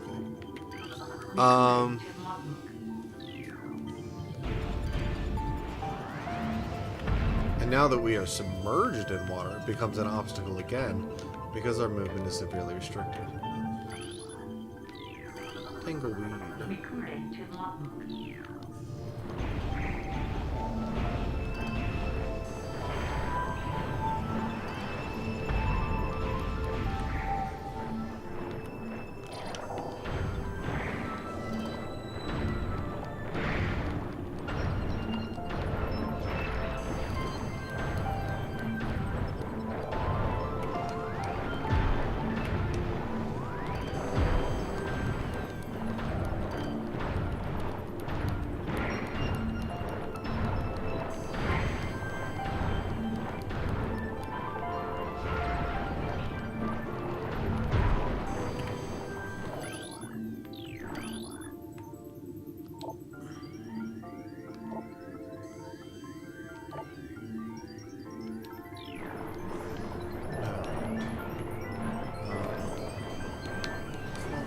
Too much about that for the moment. Just figure out where we should be moving towards next.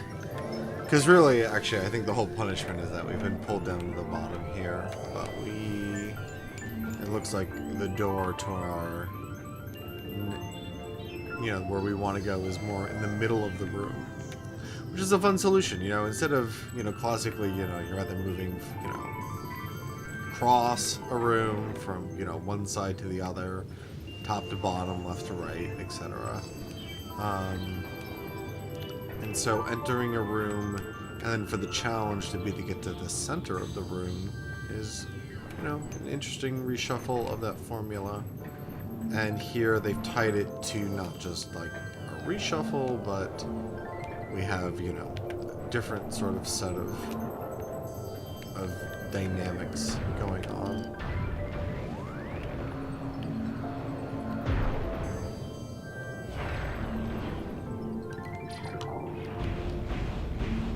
Trying to figure out if I can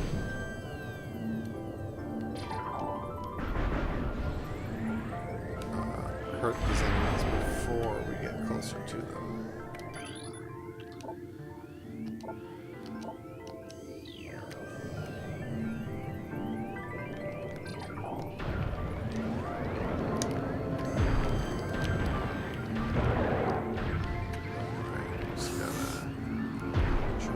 Keep our wits about us.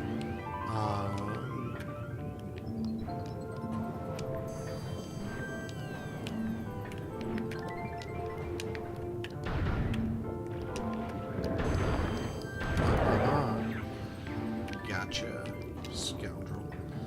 All right.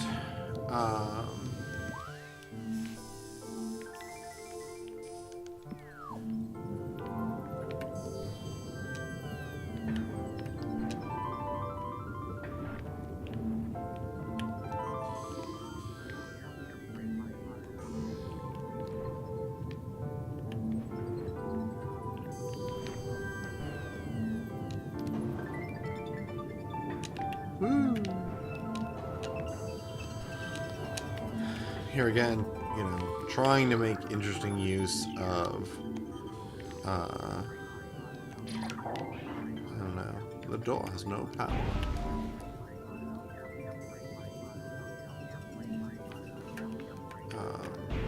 That do it? Oh no, the door requires much power.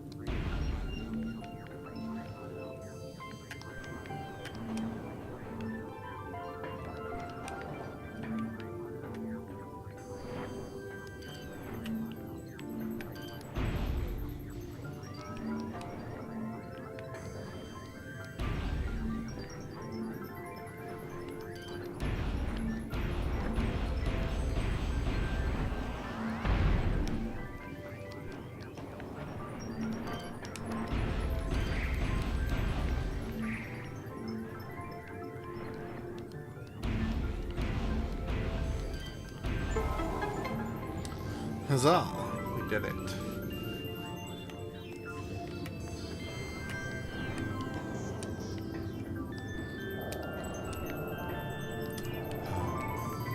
Yeah, I mean, anytime a game is restricting movement instead of enabling it, you are kind of low-key punishing the player.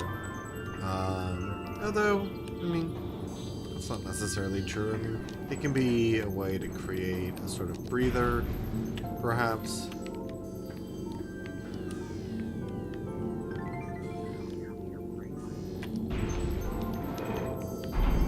Just have to get a little bit closer.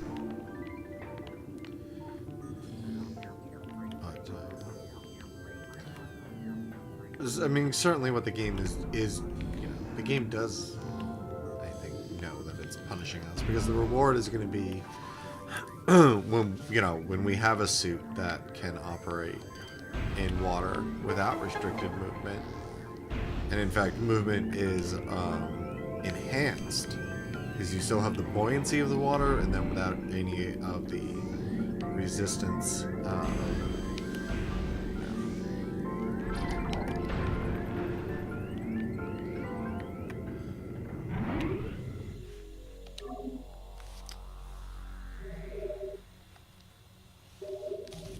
And it's a bit like the last time with the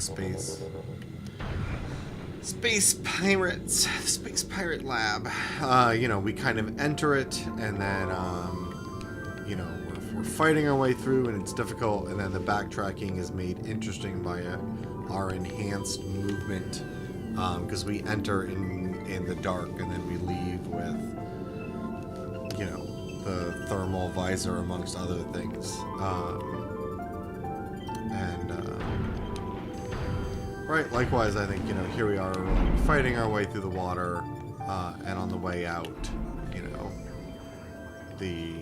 we will appreciate even more through the, this has been so hard on us, on the player.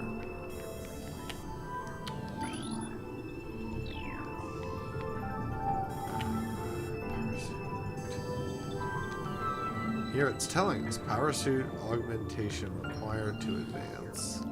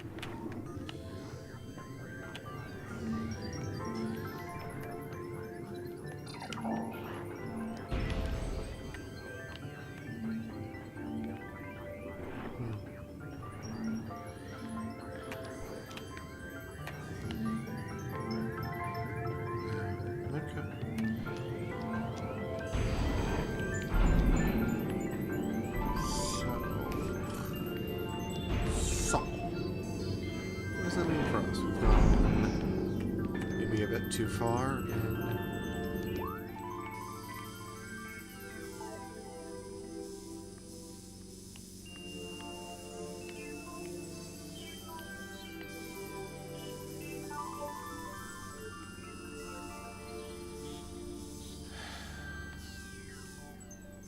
Too far in the wrong direction?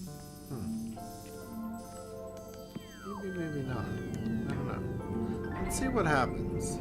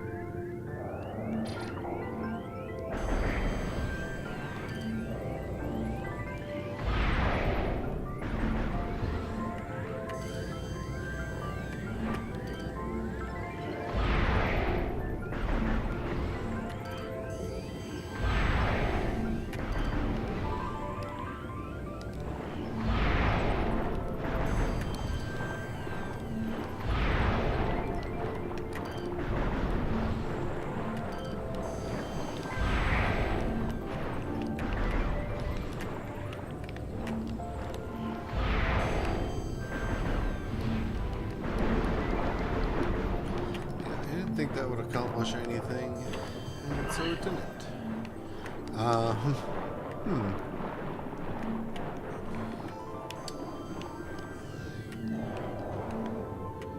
Am a little bit stumped. We seem to have come this way,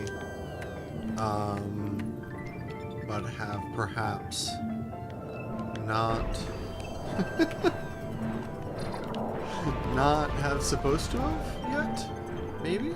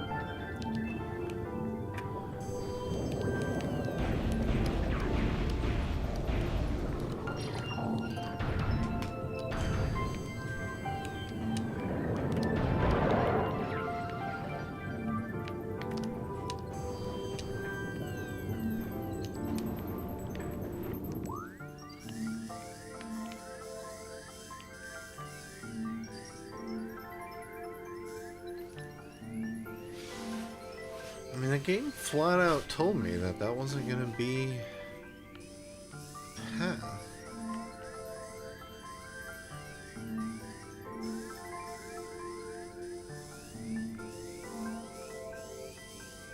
Huh.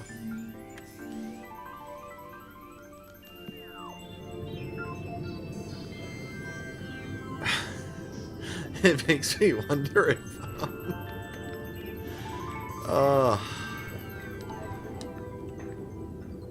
like...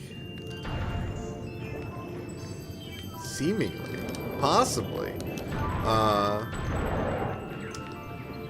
jeez, I don't even have to use a missile. I can just follow up with another ice shot. That's excellent.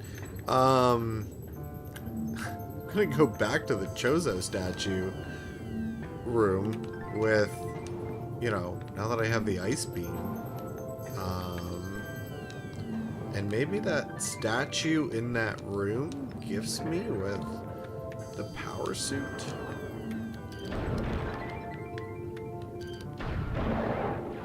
Is,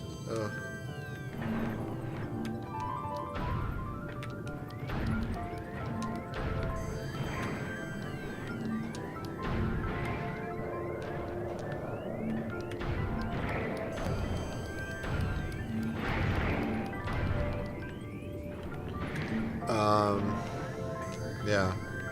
Well, for people who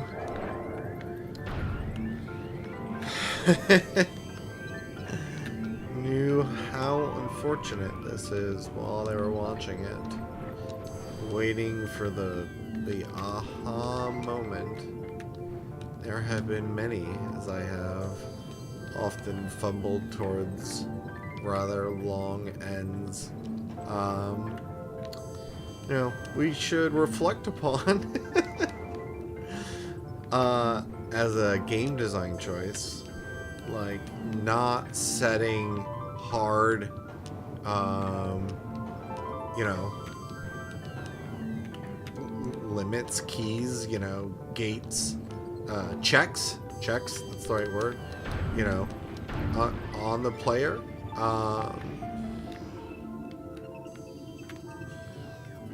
It is a design choice, to, you know, to know that a player could travel that far, and, you know, and that's addressed by placing something earlier on, you know.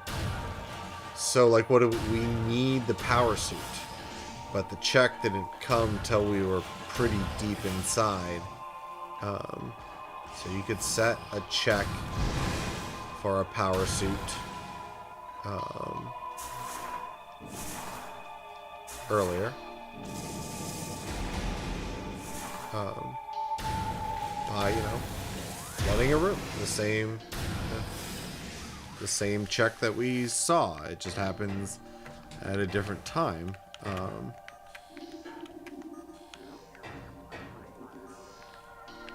So that player time isn't necessary, you know. But I also don't want to just think of, you know, these things as only being, you know, a waste of time. You know, what are you getting from it? I mean, you get more freedom, you get more opportunity for the player to explore.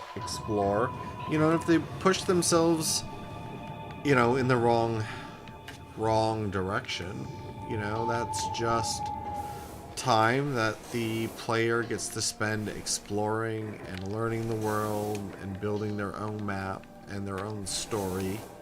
You know, and those don't all look like the way someone who is well acquainted with the path of the game would likely choose.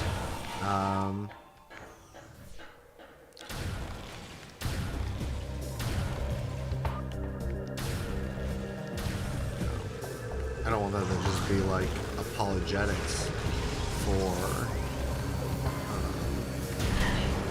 you know, what is, you know, certainly potentially not, you know, the most interesting choice to make, but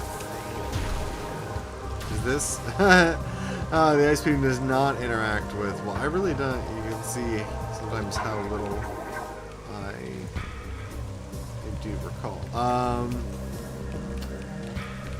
I have, for those, I mean, I don't expect people to be remembering all the one-off things I have said over the streams. I have played this game before. I owned and played it, and probably bought it at launch or nearabouts. Yeah, I don't think the game is gonna let me back up here, which is going to be its own bummer. Let's see if we can pull off some waterfall jumps. Nope. Seemingly not really an option.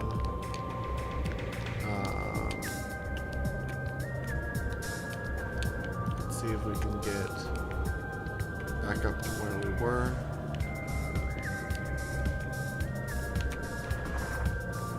This is a cool jam.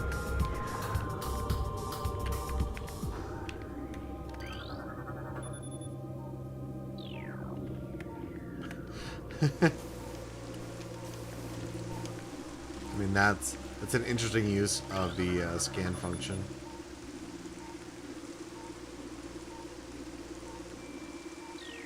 Oh. So this is the crash ship.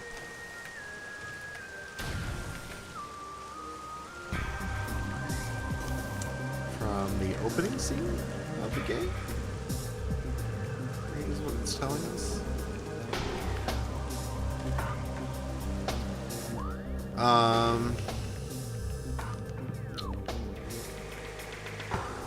I mean, I don't think I'm any more likely to get myself up.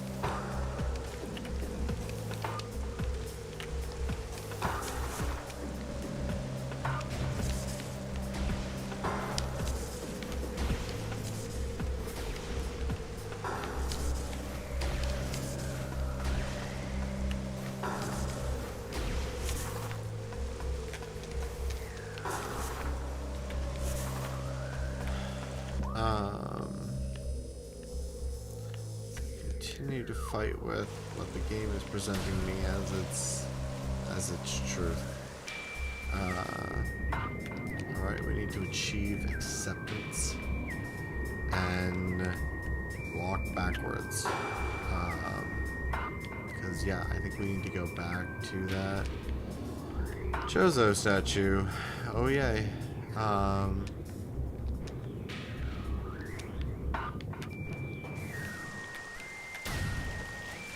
I mean, I'm gonna say I don't feel like this punishment fits my crime, but, you know. Let's leave it at that. Maybe we'll find some fun, fresh, new adventures along the way.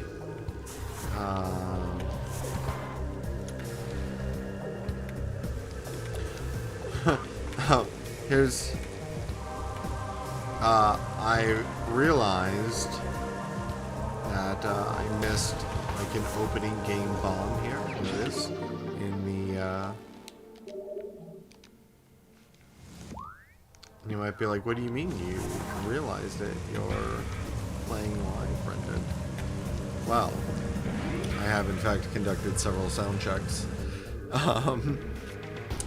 And I happened to be at the save spot when it happened. So, I, you know, have rolled around this room while doing a sound check. And I was like, oh. But every time I've come into the game, I have not thought about how I haven't done it on a saved instance, because I don't save when I do a sound check, I guess, for obvious reasons. I really don't think we get anything out of going back to the artifact temple right now. But it's... Geez, I don't know, it's right here. No, we only have like one... No. Bad idea.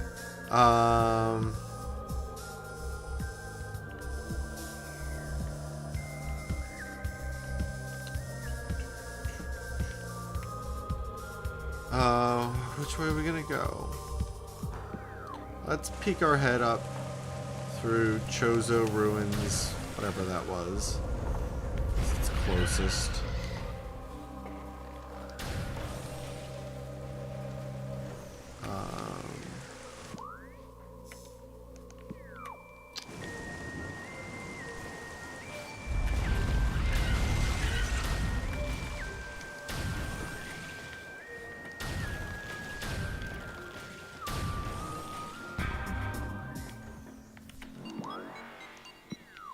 Yeah, I don't know what I'm inspecting now. This is the elevator I was walking towards.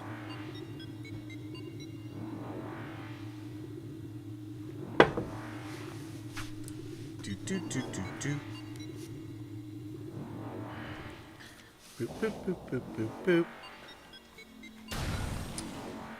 boop.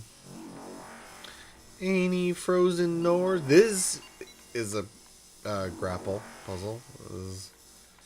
I have re-solidified way too many times for me.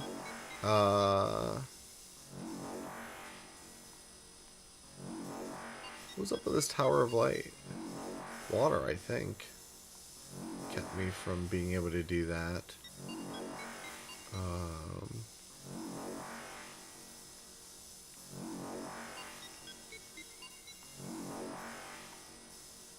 yeah, I mean, like I said, I think I need to get myself back this motherfucking Hall of the Elders, for sure. Which is fine. It's just a bit of a walk from here. Again, don't feel like I. Sorry, I explored the game wrong. Sorry.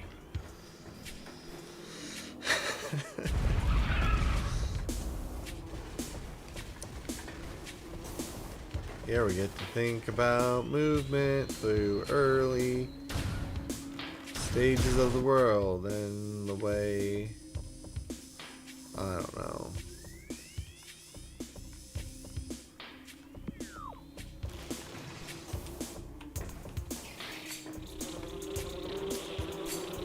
This is where, if we were watching games up quickly, be like, you can read some donations.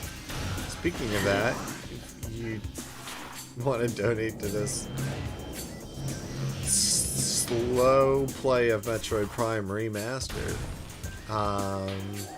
QR code on the screen leads to my link tree, which connects to Venmo, PayPal, Patreon that technically exists, although I have yet to figure out, you know,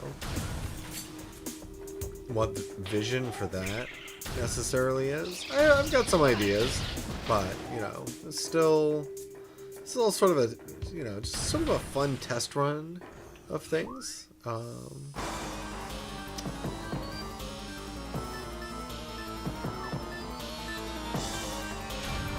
This is interesting. We're being attacked by Chozo ghosts here. Again, we can only hurt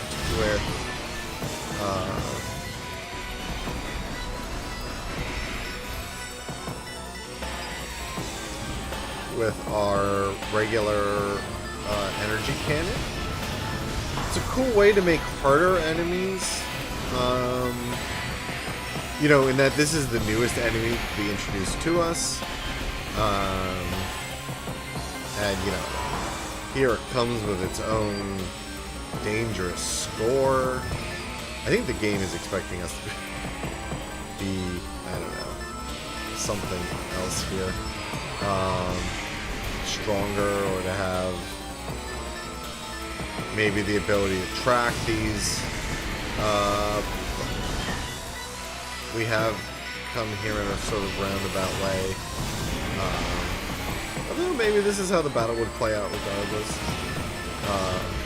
You know, we're still not strong against them. And yeah. And it's good to, right, you're reintroducing a reason for me, the player, to be thinking about the, you know, the regular energy cannon still, and not just to be like spamming wave beam or ice beam, you know, whatever the newest beam is. I mean, you want the player to be able to use their newest items, ideally, you know, abundantly, or, you know, in a way, because you want to, like, reaffirm with the player, not, you know, all sorts of things, new control options, new, you know, tools for interacting with the world. And if you give a character, you give a player a new tool, and then they don't have any reason to use it for a long time, they might not make the associations that you want them to make with about, you know, how the world is going to communicate with the player, or, you know, when and how to use these things. I'm not sure that... I mean, I did kind of suspect this as I was going through this, that maybe,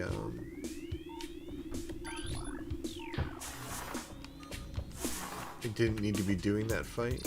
But I wanted to see if anything would happen when it ended. And seemingly I'm just in this room still, because I think the way I want to be going is this way.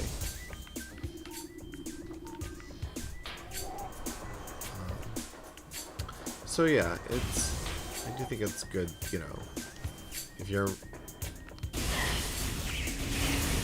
interested in the way games are made, then I think, you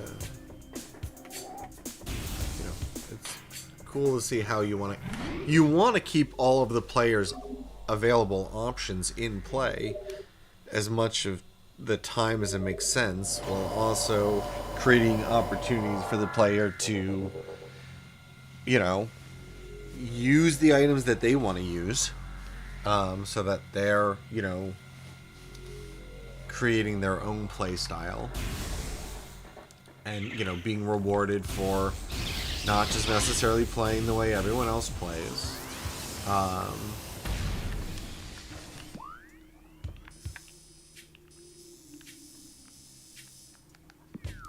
We are going up, right? I had some trouble jumping in this room last time.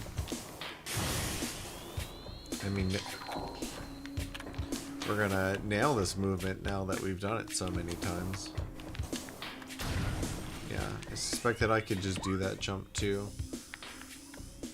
But once you've failed enough jumps, you're like, you know, oh, I don't want to just go for the harder thing. Or, right, do some more experimenting now that I'm at the top, when I've been struggling to get myself back here.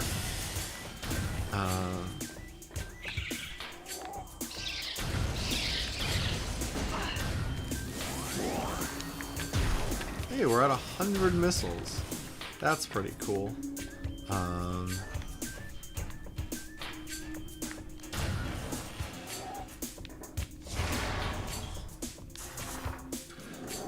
They seem to go to slightly different places. Oh, no, you just get what, a whole puzzle. Oh, right. I need to know how to jump when I come here. And I do!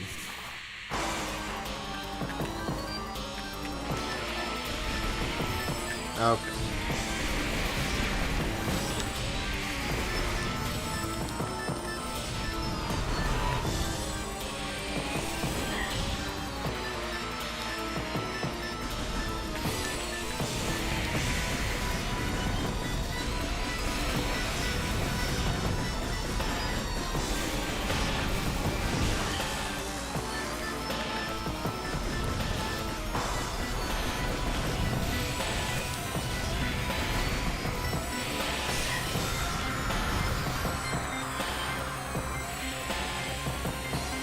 Down.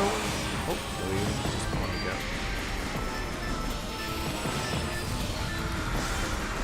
Ta-da!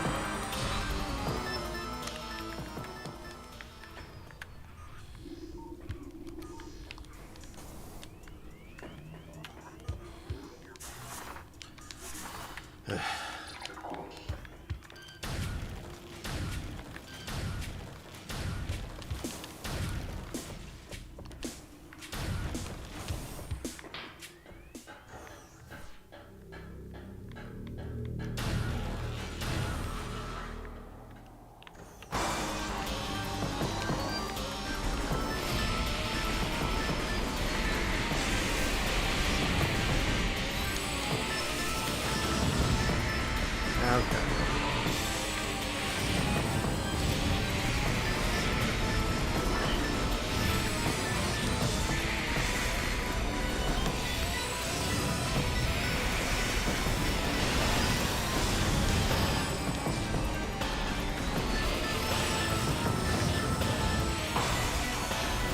Or, you know, I was talking about, like, the gate, like, as I went into, like, the right shift without having, you know, returned to here first. But, you know, just if there had been a door with some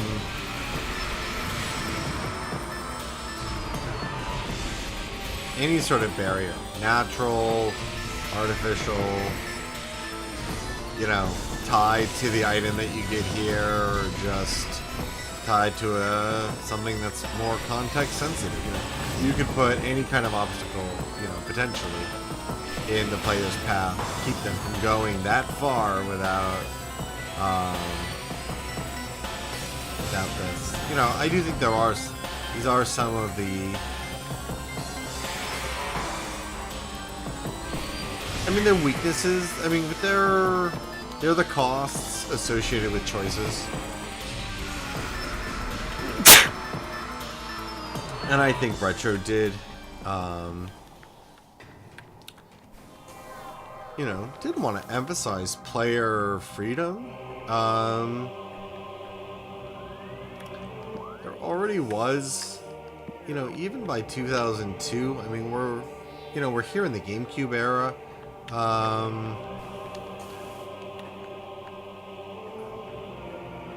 I mean, in gaming culture and whatever is very nebulous and sort of thing, and to think about it over the years. But anyway, You were saying?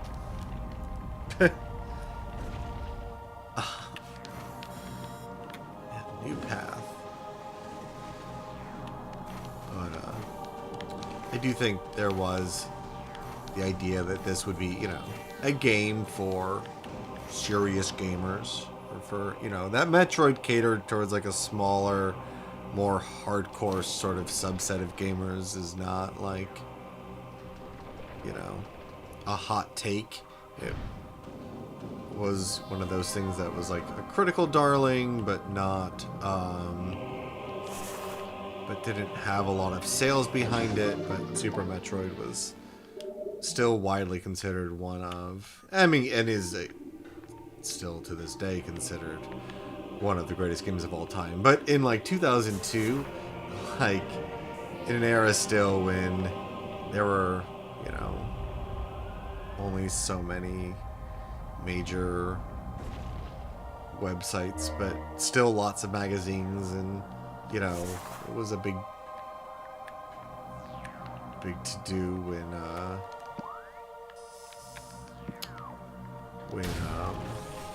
you know, when a major magazine, you know, would do like its greatest games of all time lists, because that was content in the before times. And you know, and Super Metroid would often top those lists, but it wasn't, you know, gaming was at a very different stage along, you know, its sort of development as a, you know,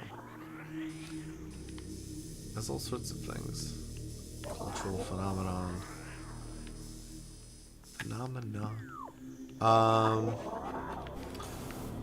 Ask ourselves, because we've come back here, we seem to still be having some of the same questions about where we truly belong.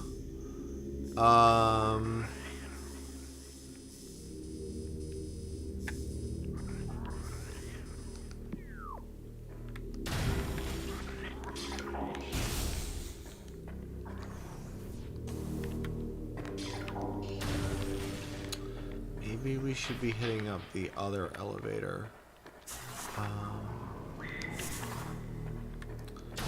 Either because I've only been gone for like a moment.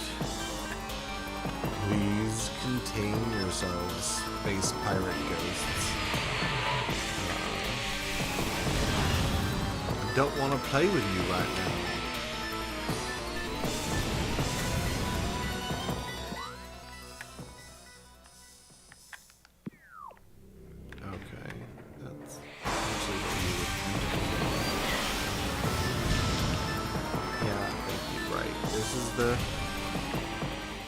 The wall that we've lowered so that we can come this way.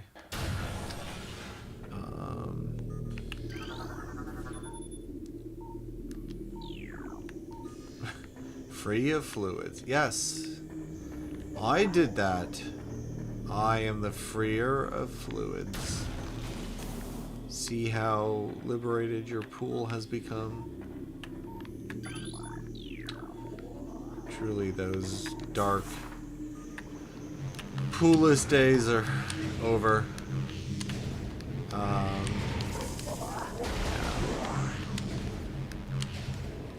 don't think there's any way I can use them to my advantage. They just seem to be obstacles. That's really not. Oh my goodness.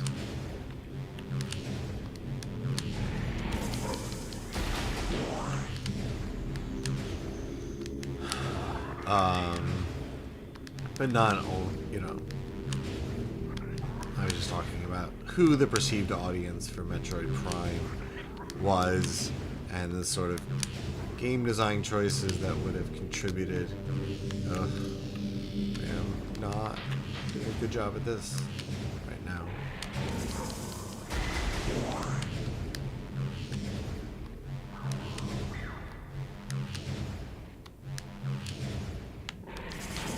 There we go. That one played out advantageously because it pulled me onto being up here.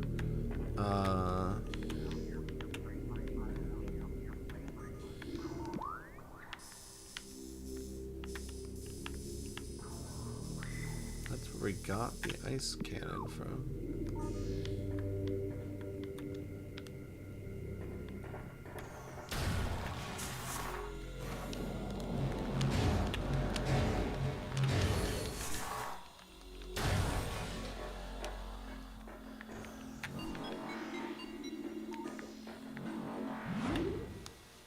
Ugh.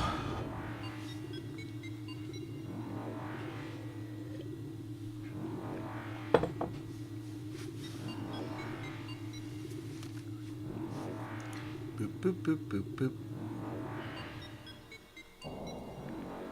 Okay. It's all... Did I miss all of the answers to my questions? Oh no. Oh no. We've gone in the wrong elevator. And we have to go back. Afraid so. We'll just pop on over. Have a look. Hopefully solve our puzzle. Why does it require a whole new non-contextualized British Mary Poppins-esque accent? I don't know. But a bit of silliness when you're backtracking is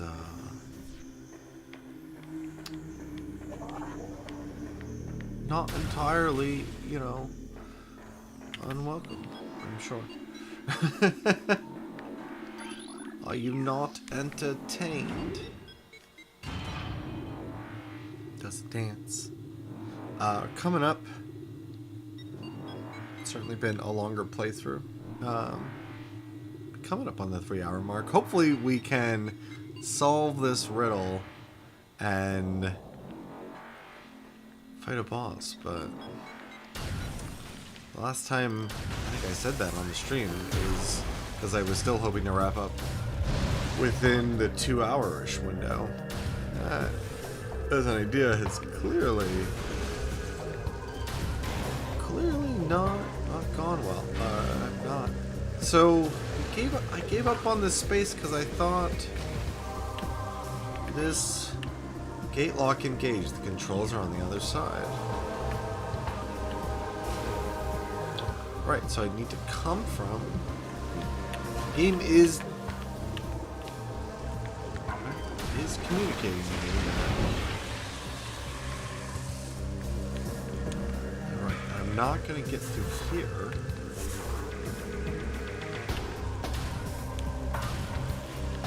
Don't think.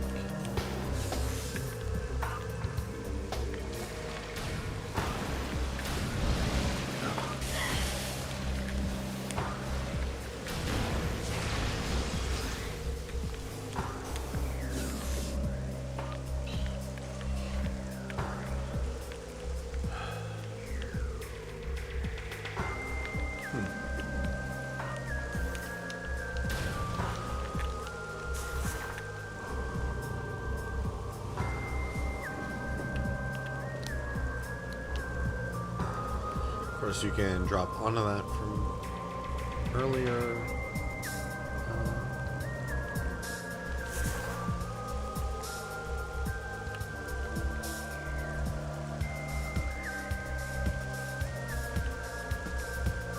Love this jam.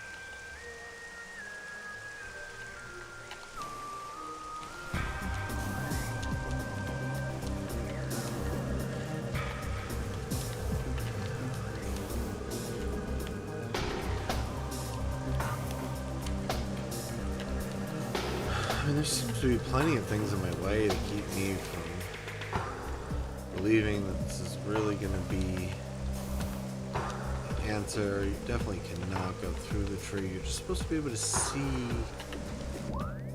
it, but not.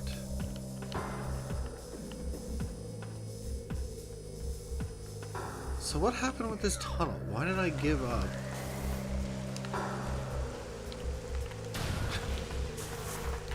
That was anticlimactic. I can just jump up to there.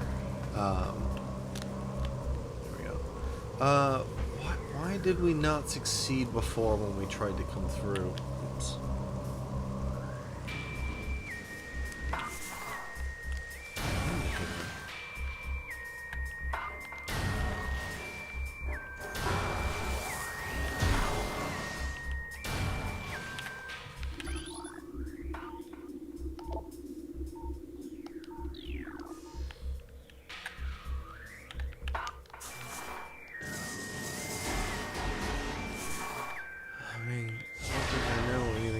Bendesium.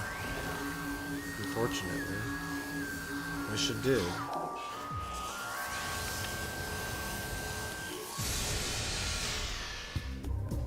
Still don't think we've found use for that as a key.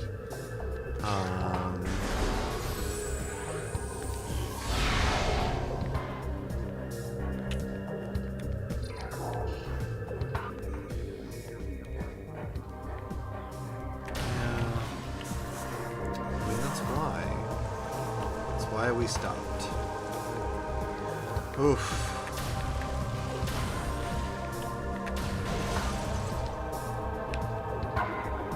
Admittedly, to be a bit stumped here.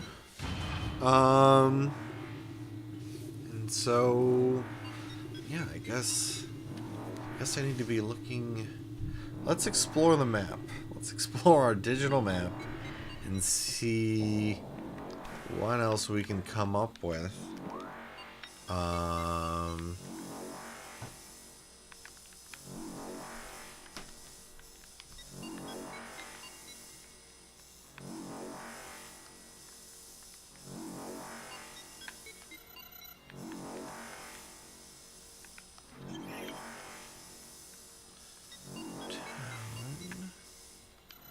Seemingly not. Magmore.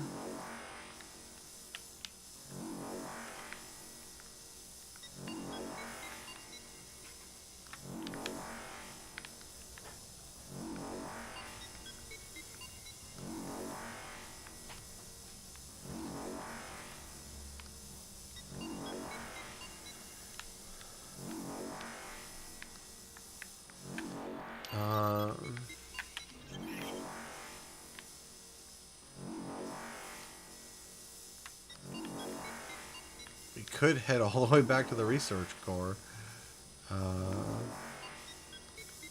Yeah, there's the thing there too. So Magmore Caverns south or Magmore Caverns west. So we have to get the Magmore from where we are.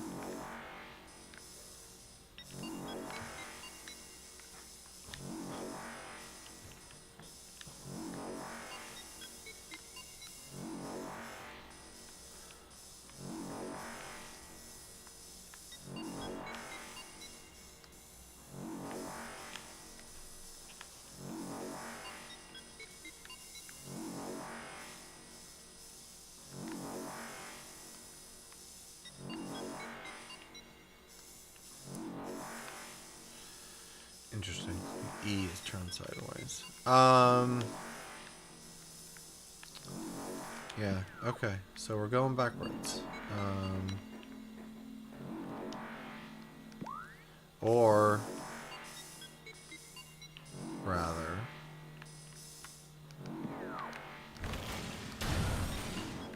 we're not gonna go backwards. We are gonna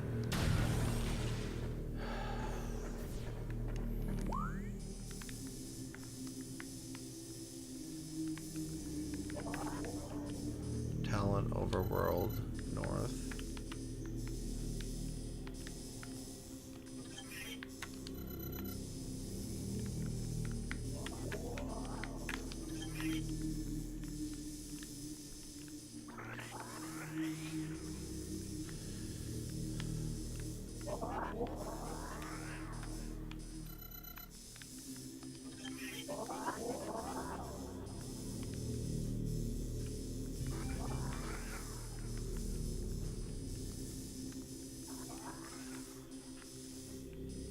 Alright, let's...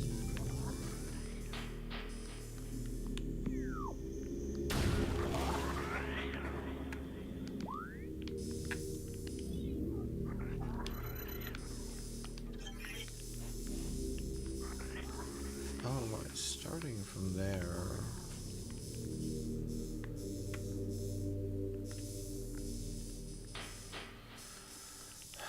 I don't know.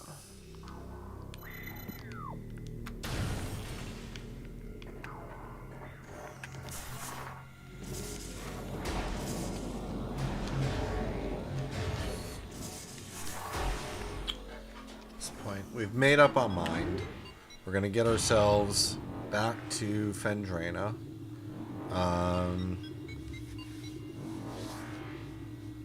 Does feel like I've done something probably horribly out of order somewhere along the way to...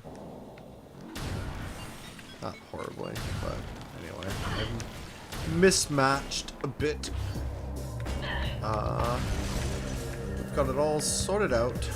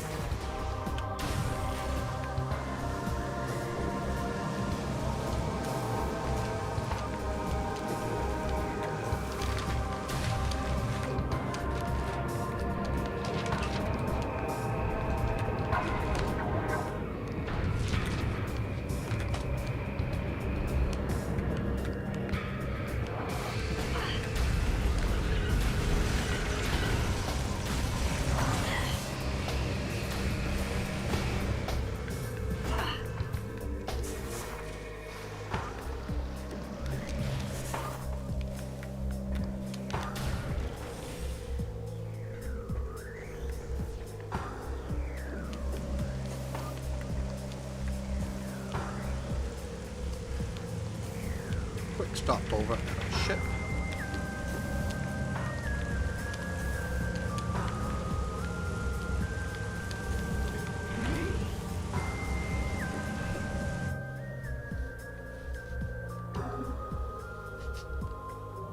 Alright, we're gonna lose the accent. I mean, what accent?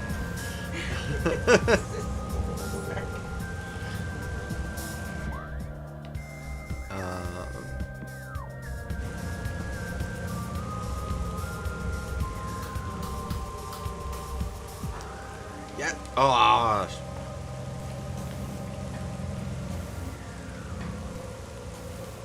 Yeah, from the ship we can make that jump. I think I've been taking advantage of it, but yeah, the movement's a little bit cleaner through there.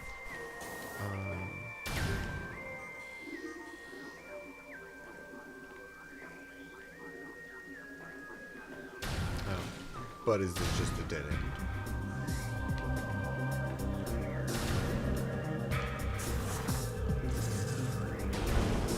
No.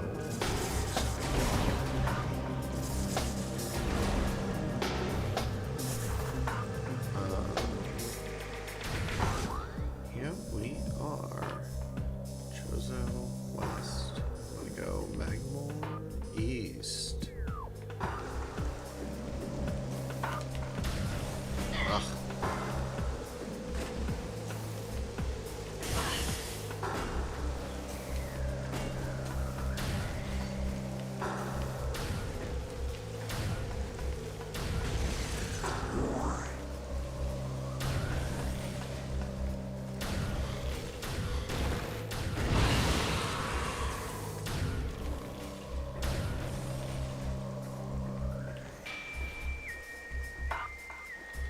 Still don't have grapple, so right, we still can't go up from here.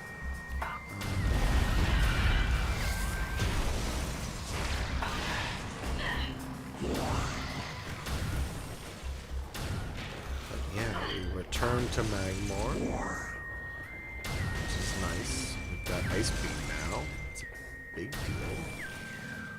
Ice Beam and all the things.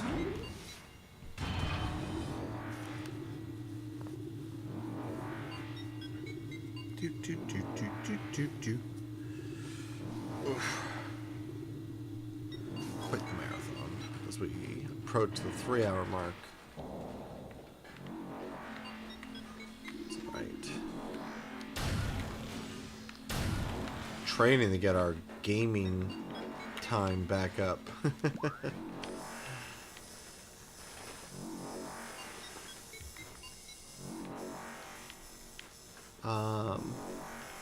Alright, so we need to get ourselves to Fendrana. Which Metroid game is this? This is Metroid Prime Remastered.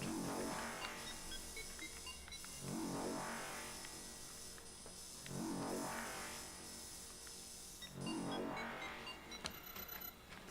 we know if we want to go Fendrana North? See, one thing the game, and this has always tripped me up, because,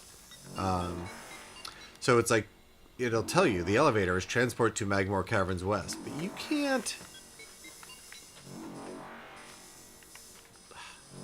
Well,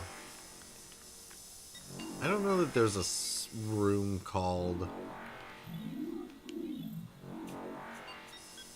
you know, that's going to be called that anywhere.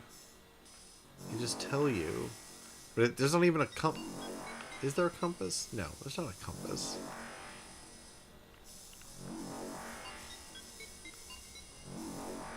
Is that dot north? It might be. It's pretty vague. Pretty vague, if you ask me. Which way do I think is fastest?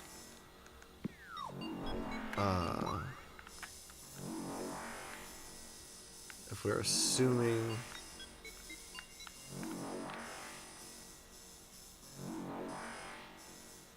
Alright, we're going to assume that the dot does seem to be north.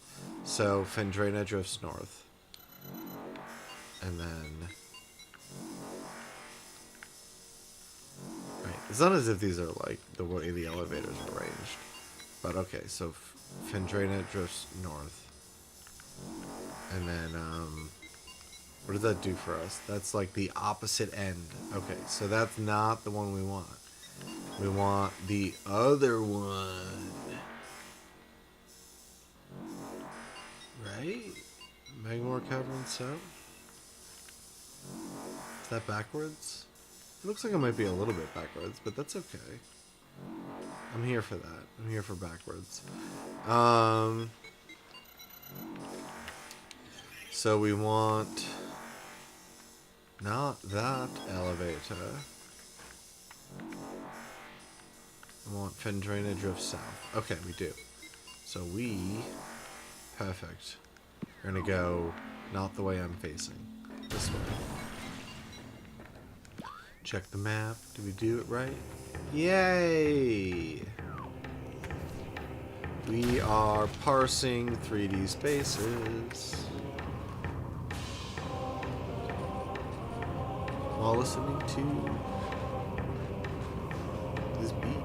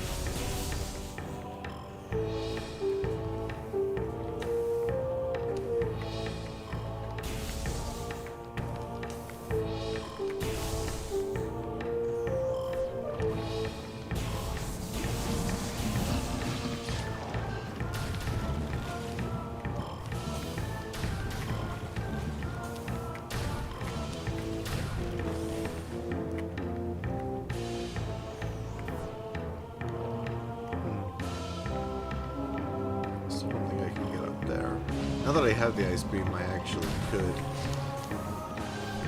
do whatever is potentially up here. But I don't think I can get higher. I think that's still grapple beam possible.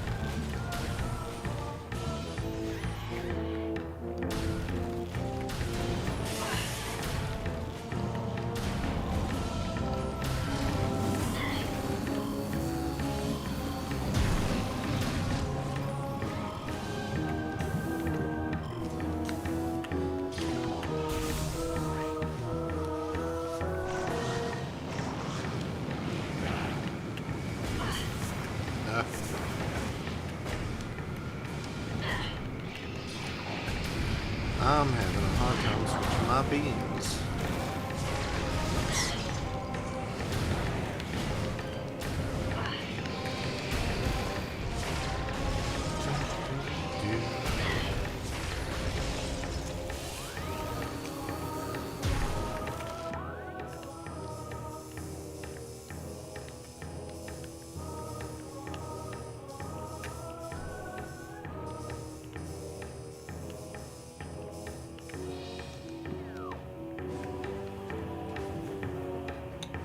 I don't think I'll be able to do this workstation tunnel now, but because I think there's some other obstacle inside of here, right? This is where the debris is.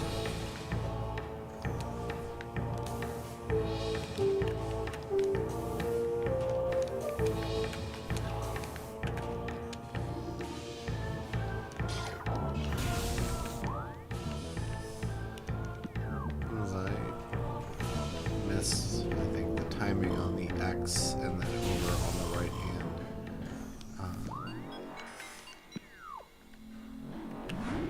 side for the weapon switch, and I end up doing whatever else, usually changing a visor.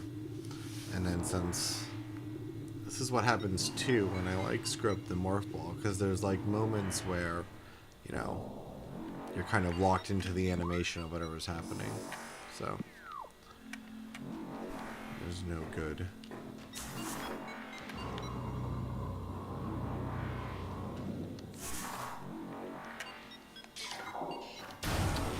Here's a new room.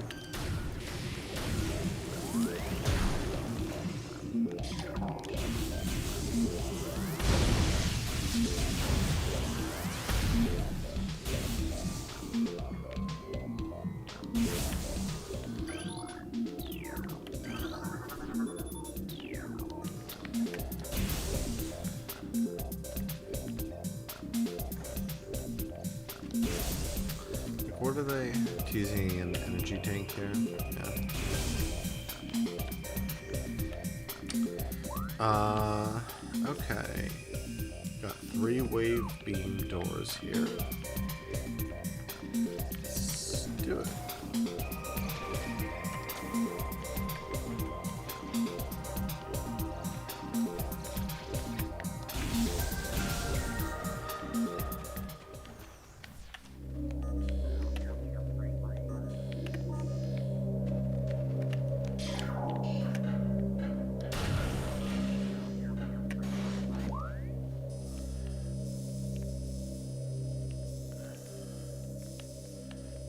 Okay, here we've wound up back inside.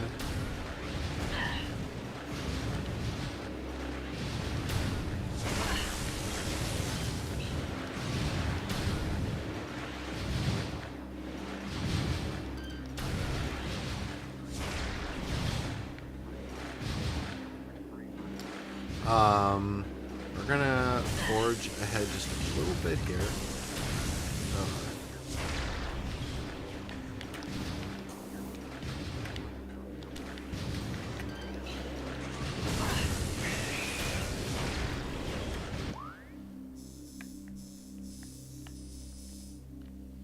No, we're not.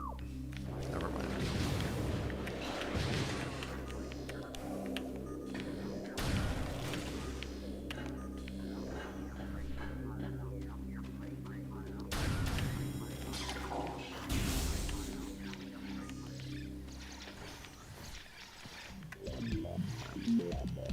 Oh.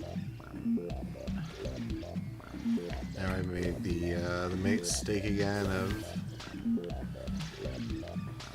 pushing myself off the ledge, thinking I would have access to space jump, double jump feature, but you don't when you don't do your first jump. Are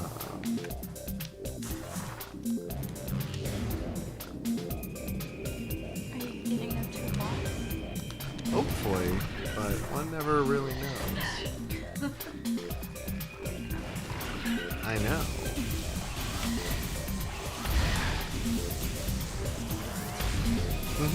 Oh yeah, you're good.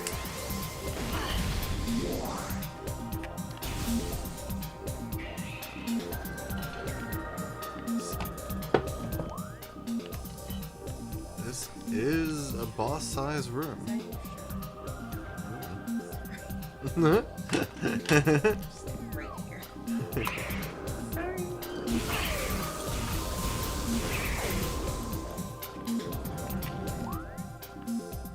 Box cam.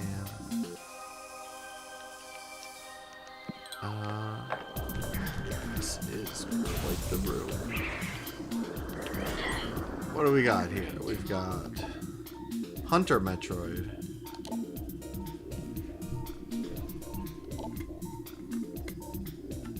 I assume ice is the answer. Indeed it is. Ice is nice.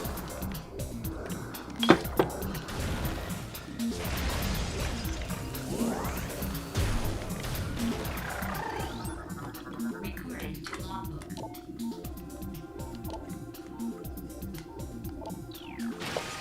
Yeah, enemies that are like grapple beams.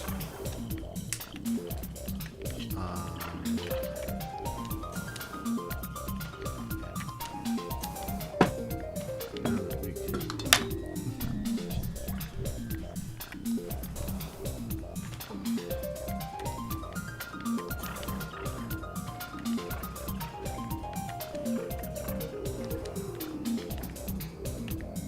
no.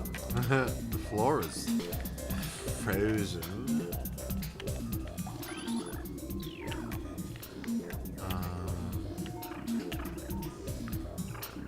What do we got?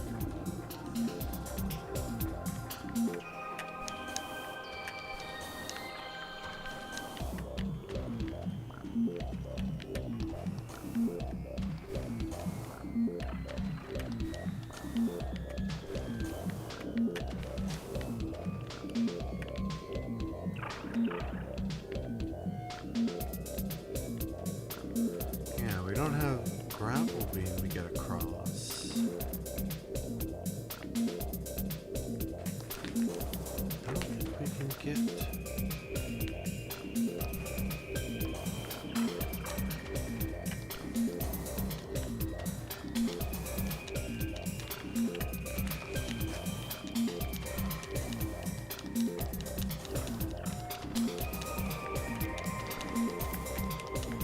Certainly don't think the game is gonna put me up here.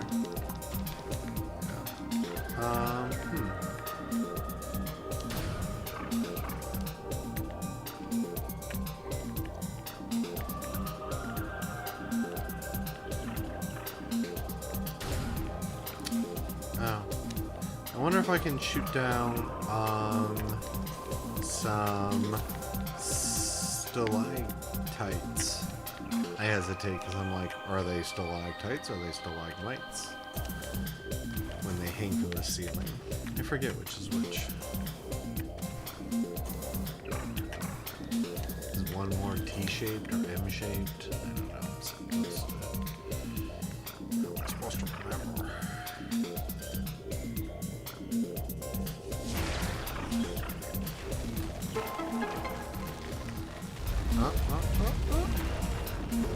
Boom. Okay. I feel like I have definitely gotten stumped here before. I know we've already spent a decent amount of time stumped today. I don't know. Maybe we've been moving at a decent clip. This is a big game.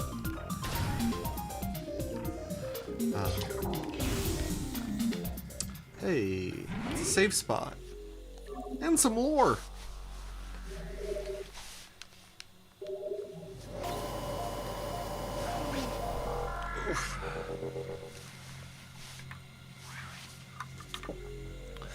Dun, dun, dun, dun, dun.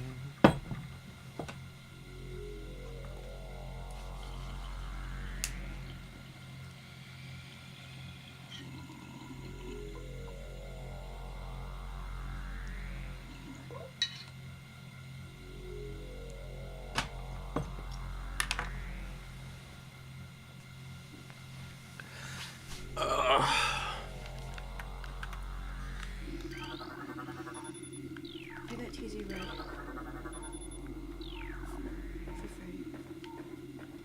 Kels is gonna come to the show. Oh, cool. Recording to log. That I haven't scanned a safe spot yet. Go figure.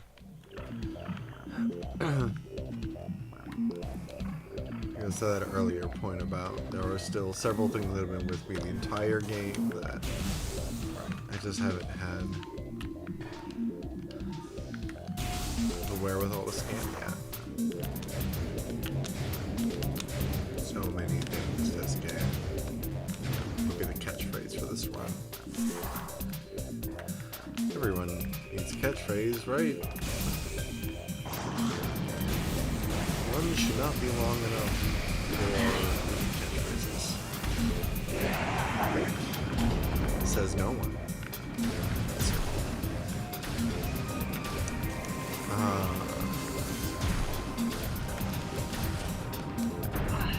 Oh no. What's happened? We've fallen into some water while we were fighting space pirates. Now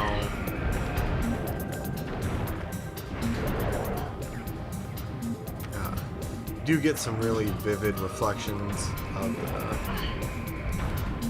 from the water opaqueness and the explosion from the missile.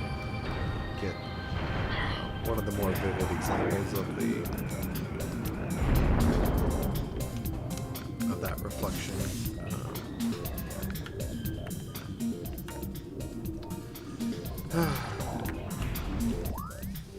How we doing? Potentially pretty good. Should.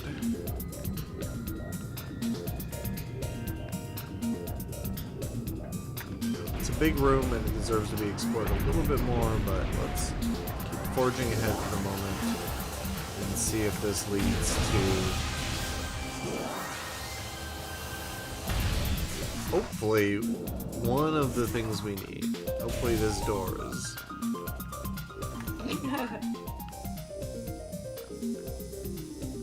there's 3 more doors. Sometimes doors, 3 more doors.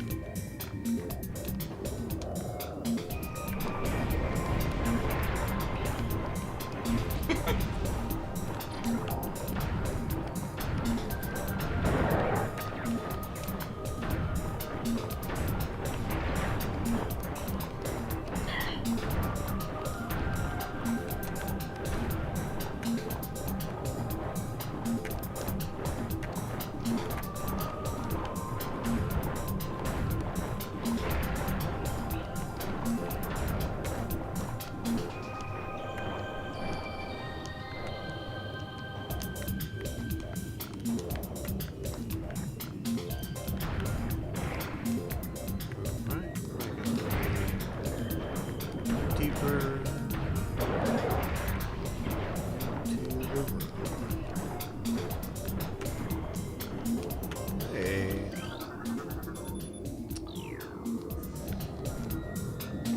Oh no! Okay, so hilariously, the suit is behind ice, and the ice looks particularly translucent in the opaque effect of the water, combining for a particularly effective sort of trick. It's almost like I feel like you break through the fog, and it's like the Grail. I see the Grail, and it's not the Grail. It's not the real Grail. No.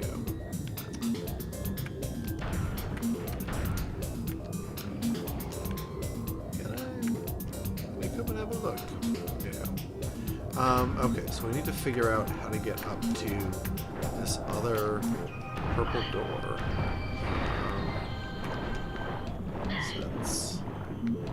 Since seemingly I have not gone the right way. I mean, I guess the good news is this goes to show, right? When I went to the Chozo statue, like I was like, oh, this is definitely a backtrack thing. Like, you should have, it wasn't. I was thinking that I needed to have the fire and the ice. I was thinking just that I have a lot more game left. But anyway, I don't know. We're kind of having a... Can I break this? Oh boy. I doubt it. But we should try while we're here.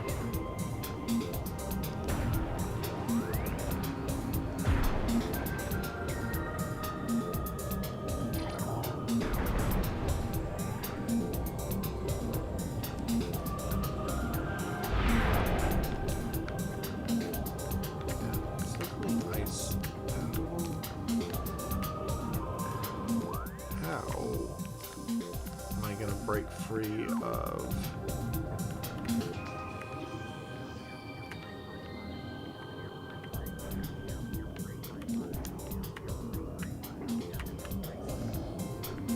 water here.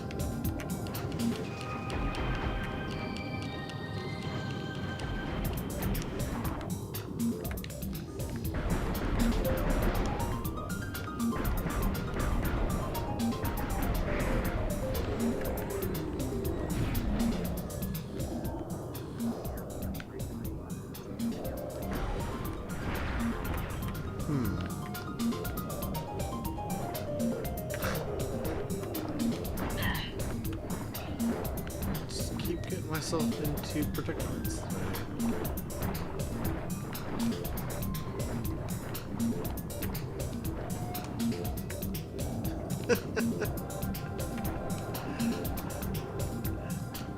I hope people are watching this and just shouting at the screen. Just like, how did you get yourself into this situation? Or, I don't know, maybe this is a common one. What else could we try? We could try the wave breaker.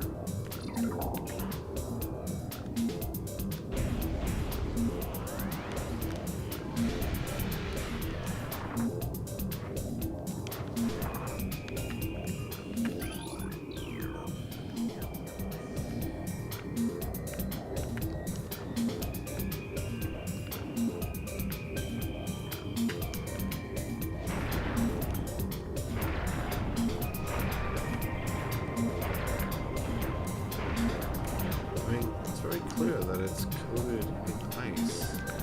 We've come across this situation before. The answer answer is always... Well, the answer is... We haven't come upon the answer yet. The answer is fire. We have fire. What are we to do since we don't have fire?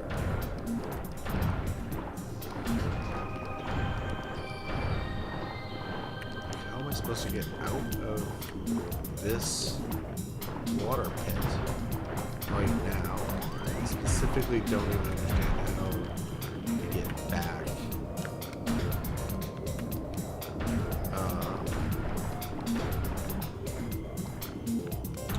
Now that I've gotten myself here to the gravity suit, this feels kind of wild.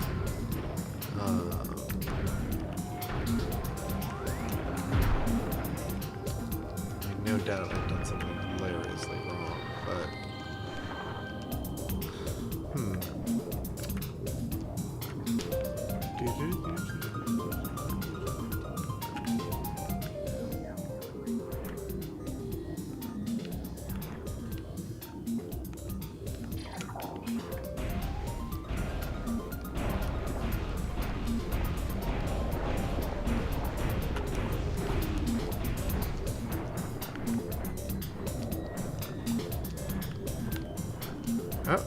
Oh. Is this my answer? Can I just please get myself back up here? Oh, this is so ridiculous. But yeah, maybe can I find some spot along the wall that's just a little bit higher than all the other spots?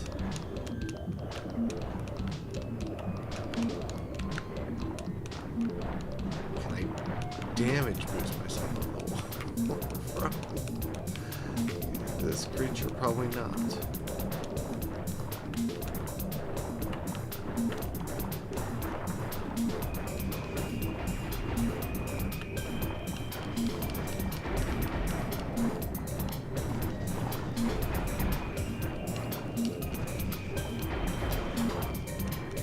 That was interesting.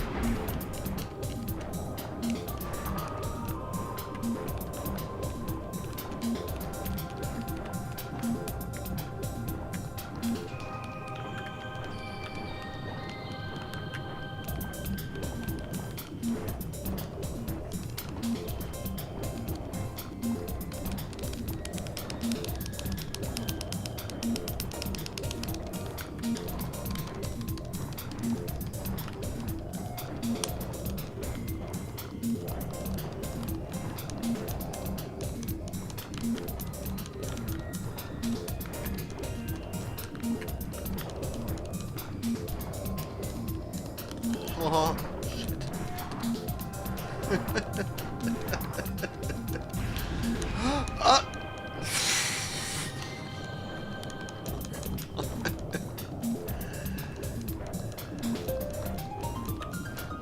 I mean, this is... at this point, I just want to, like, know if I can... I feel like this is so close to happening.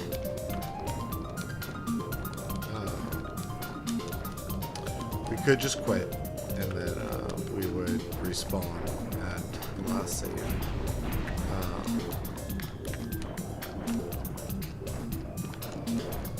Which is probably a pretty valid way to approach this. I mean, this seems like a soft lock.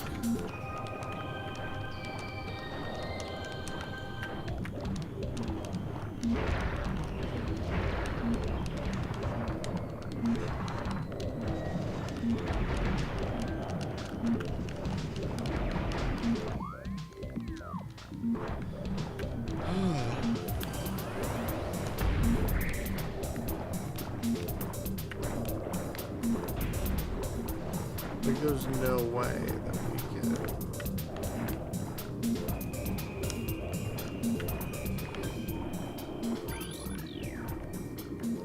Doesn't seem to be anything else to scan.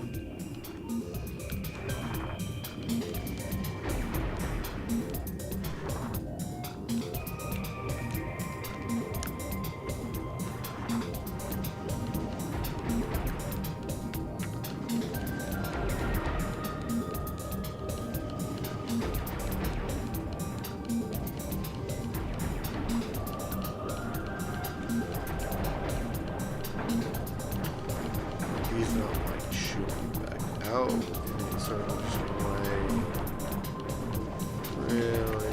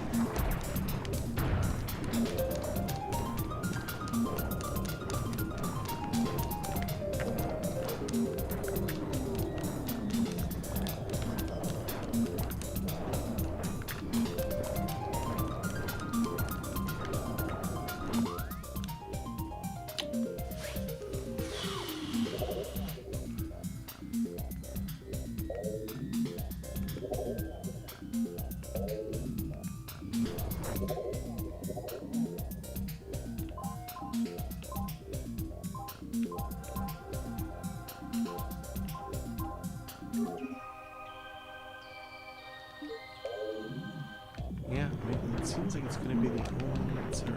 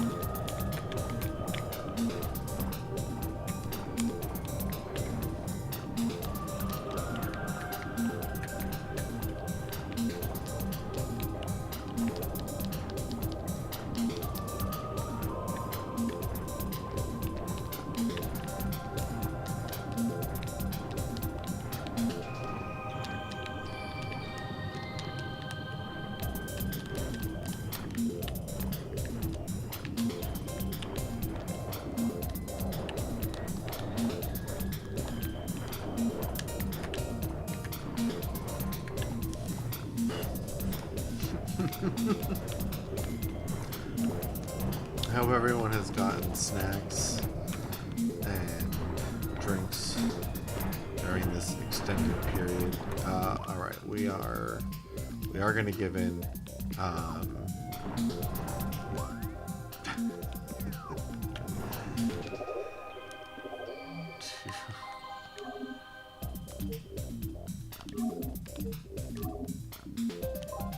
There we go. The game is a cruel mistress. I'm pretty sure I blew by the last save spot too. Thinking how senseless it was to keep doing it. So, oof. Let's see. We're still in Fendrana, which is good. We'll see where on Fendrina. Maybe it wasn't that long ago. I forget. Could have looked at the map to maybe better.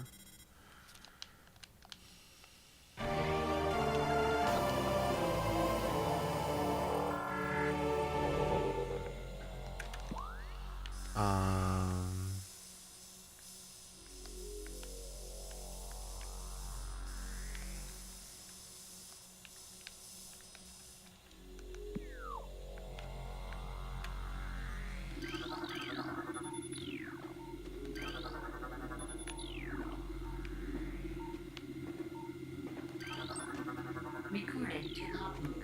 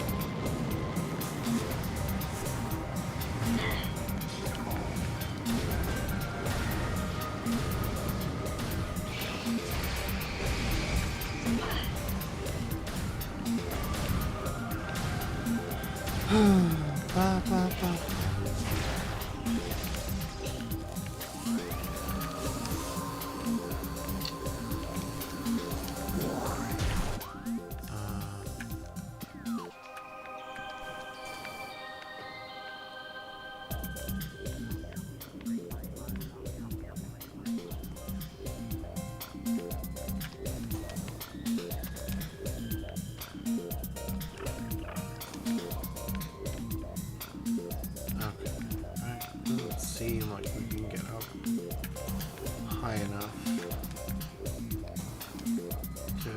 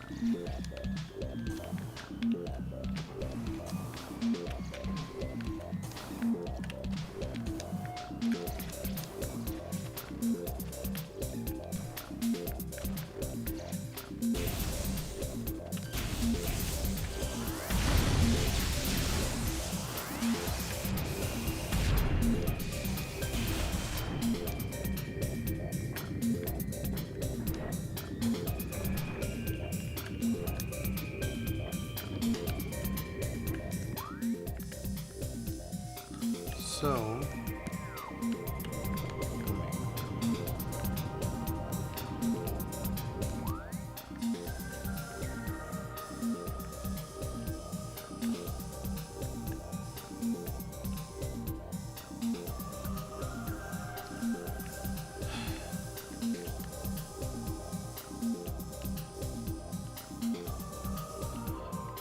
I really don't feel like the plasma beam is going to be inside the gravity chamber.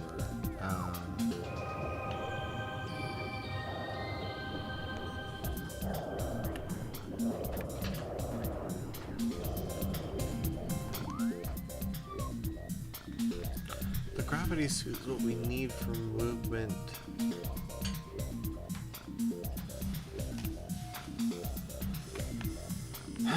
In and around this area.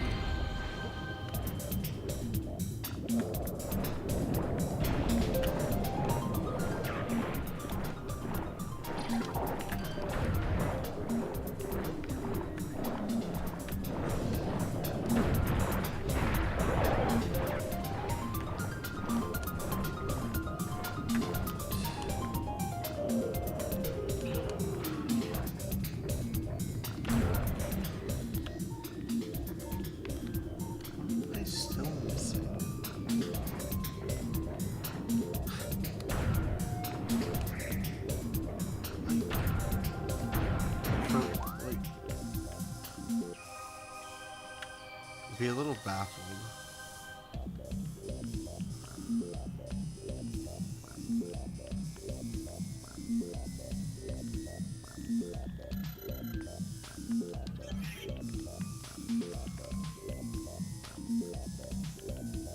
I mean, is it that door?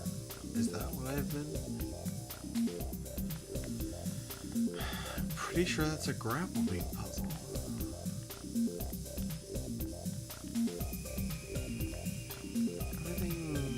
Suggesting that I should be here with this set of items that I have. I am admittedly pretty doubtful.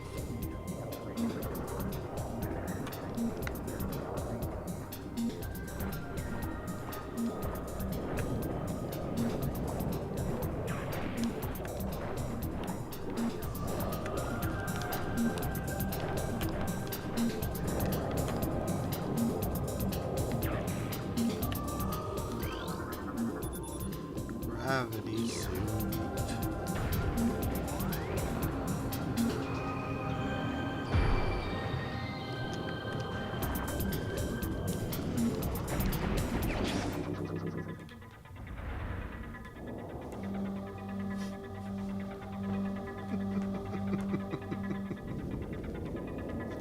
Well, that's embarrassing.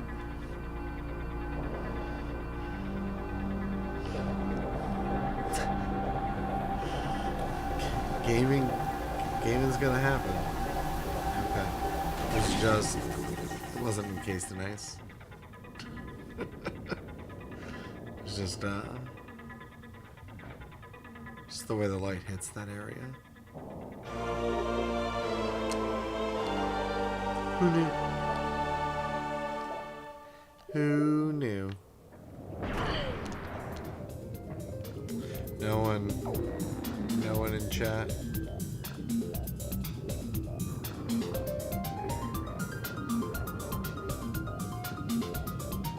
No. People did try and help. Thank you, Scott. Anyway. It's live theater for you folks.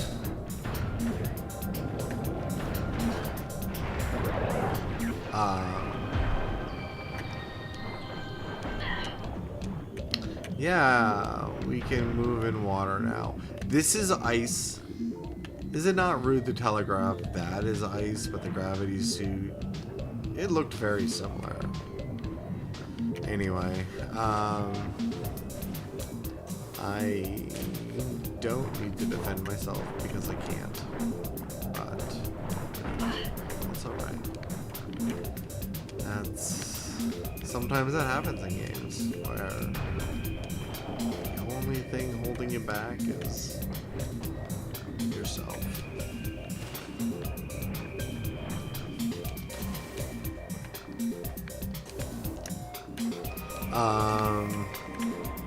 Okay, well, here we go. And, I guess thank you you know, in Retro's defense, they did try and keep me in you know, the area of the room with the gravity suit so that I would figure it out. And instead, I decided that they had in fact designed their game for me, and then I got soft locked, and then went back and had to confront my own poor decision making.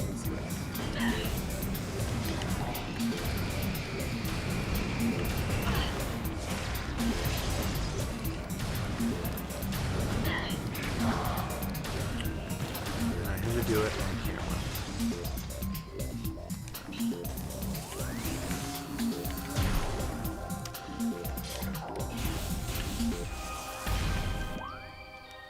I'm sure the mistakes are in some ways much more fun for everyone else to watch, since they're not thrilling for me. Where am I headed now? Oh my goodness. Frozen Pike, maybe. Just backwards at the moment. Which, the moment is this jump.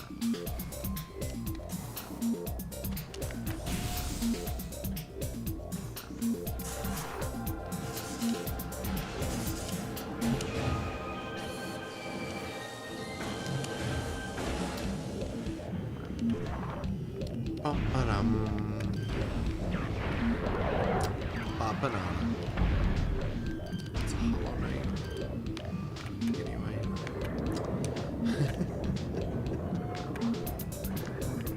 Definitely had some moments like that in Hollow Knight too. Not where I thought that I had soft locked, not every set, but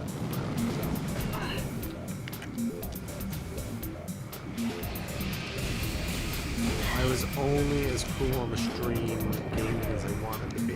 Then, you know, really, what other challenge would there be? Are trying to get up to.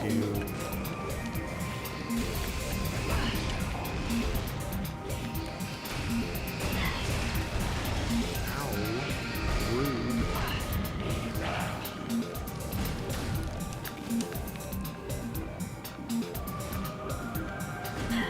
Very rude amount of damage to me. Which is Amy. Please stop.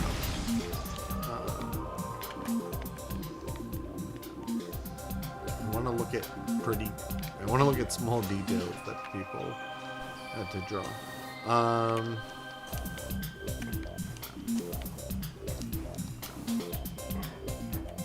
All right.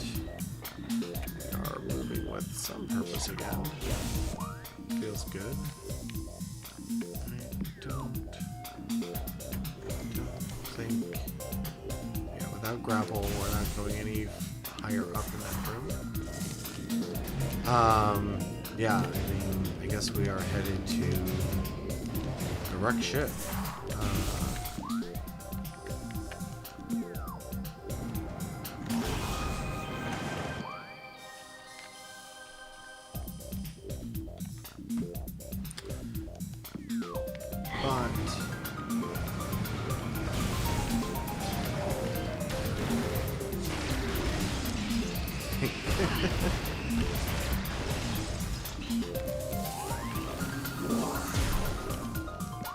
For the sake of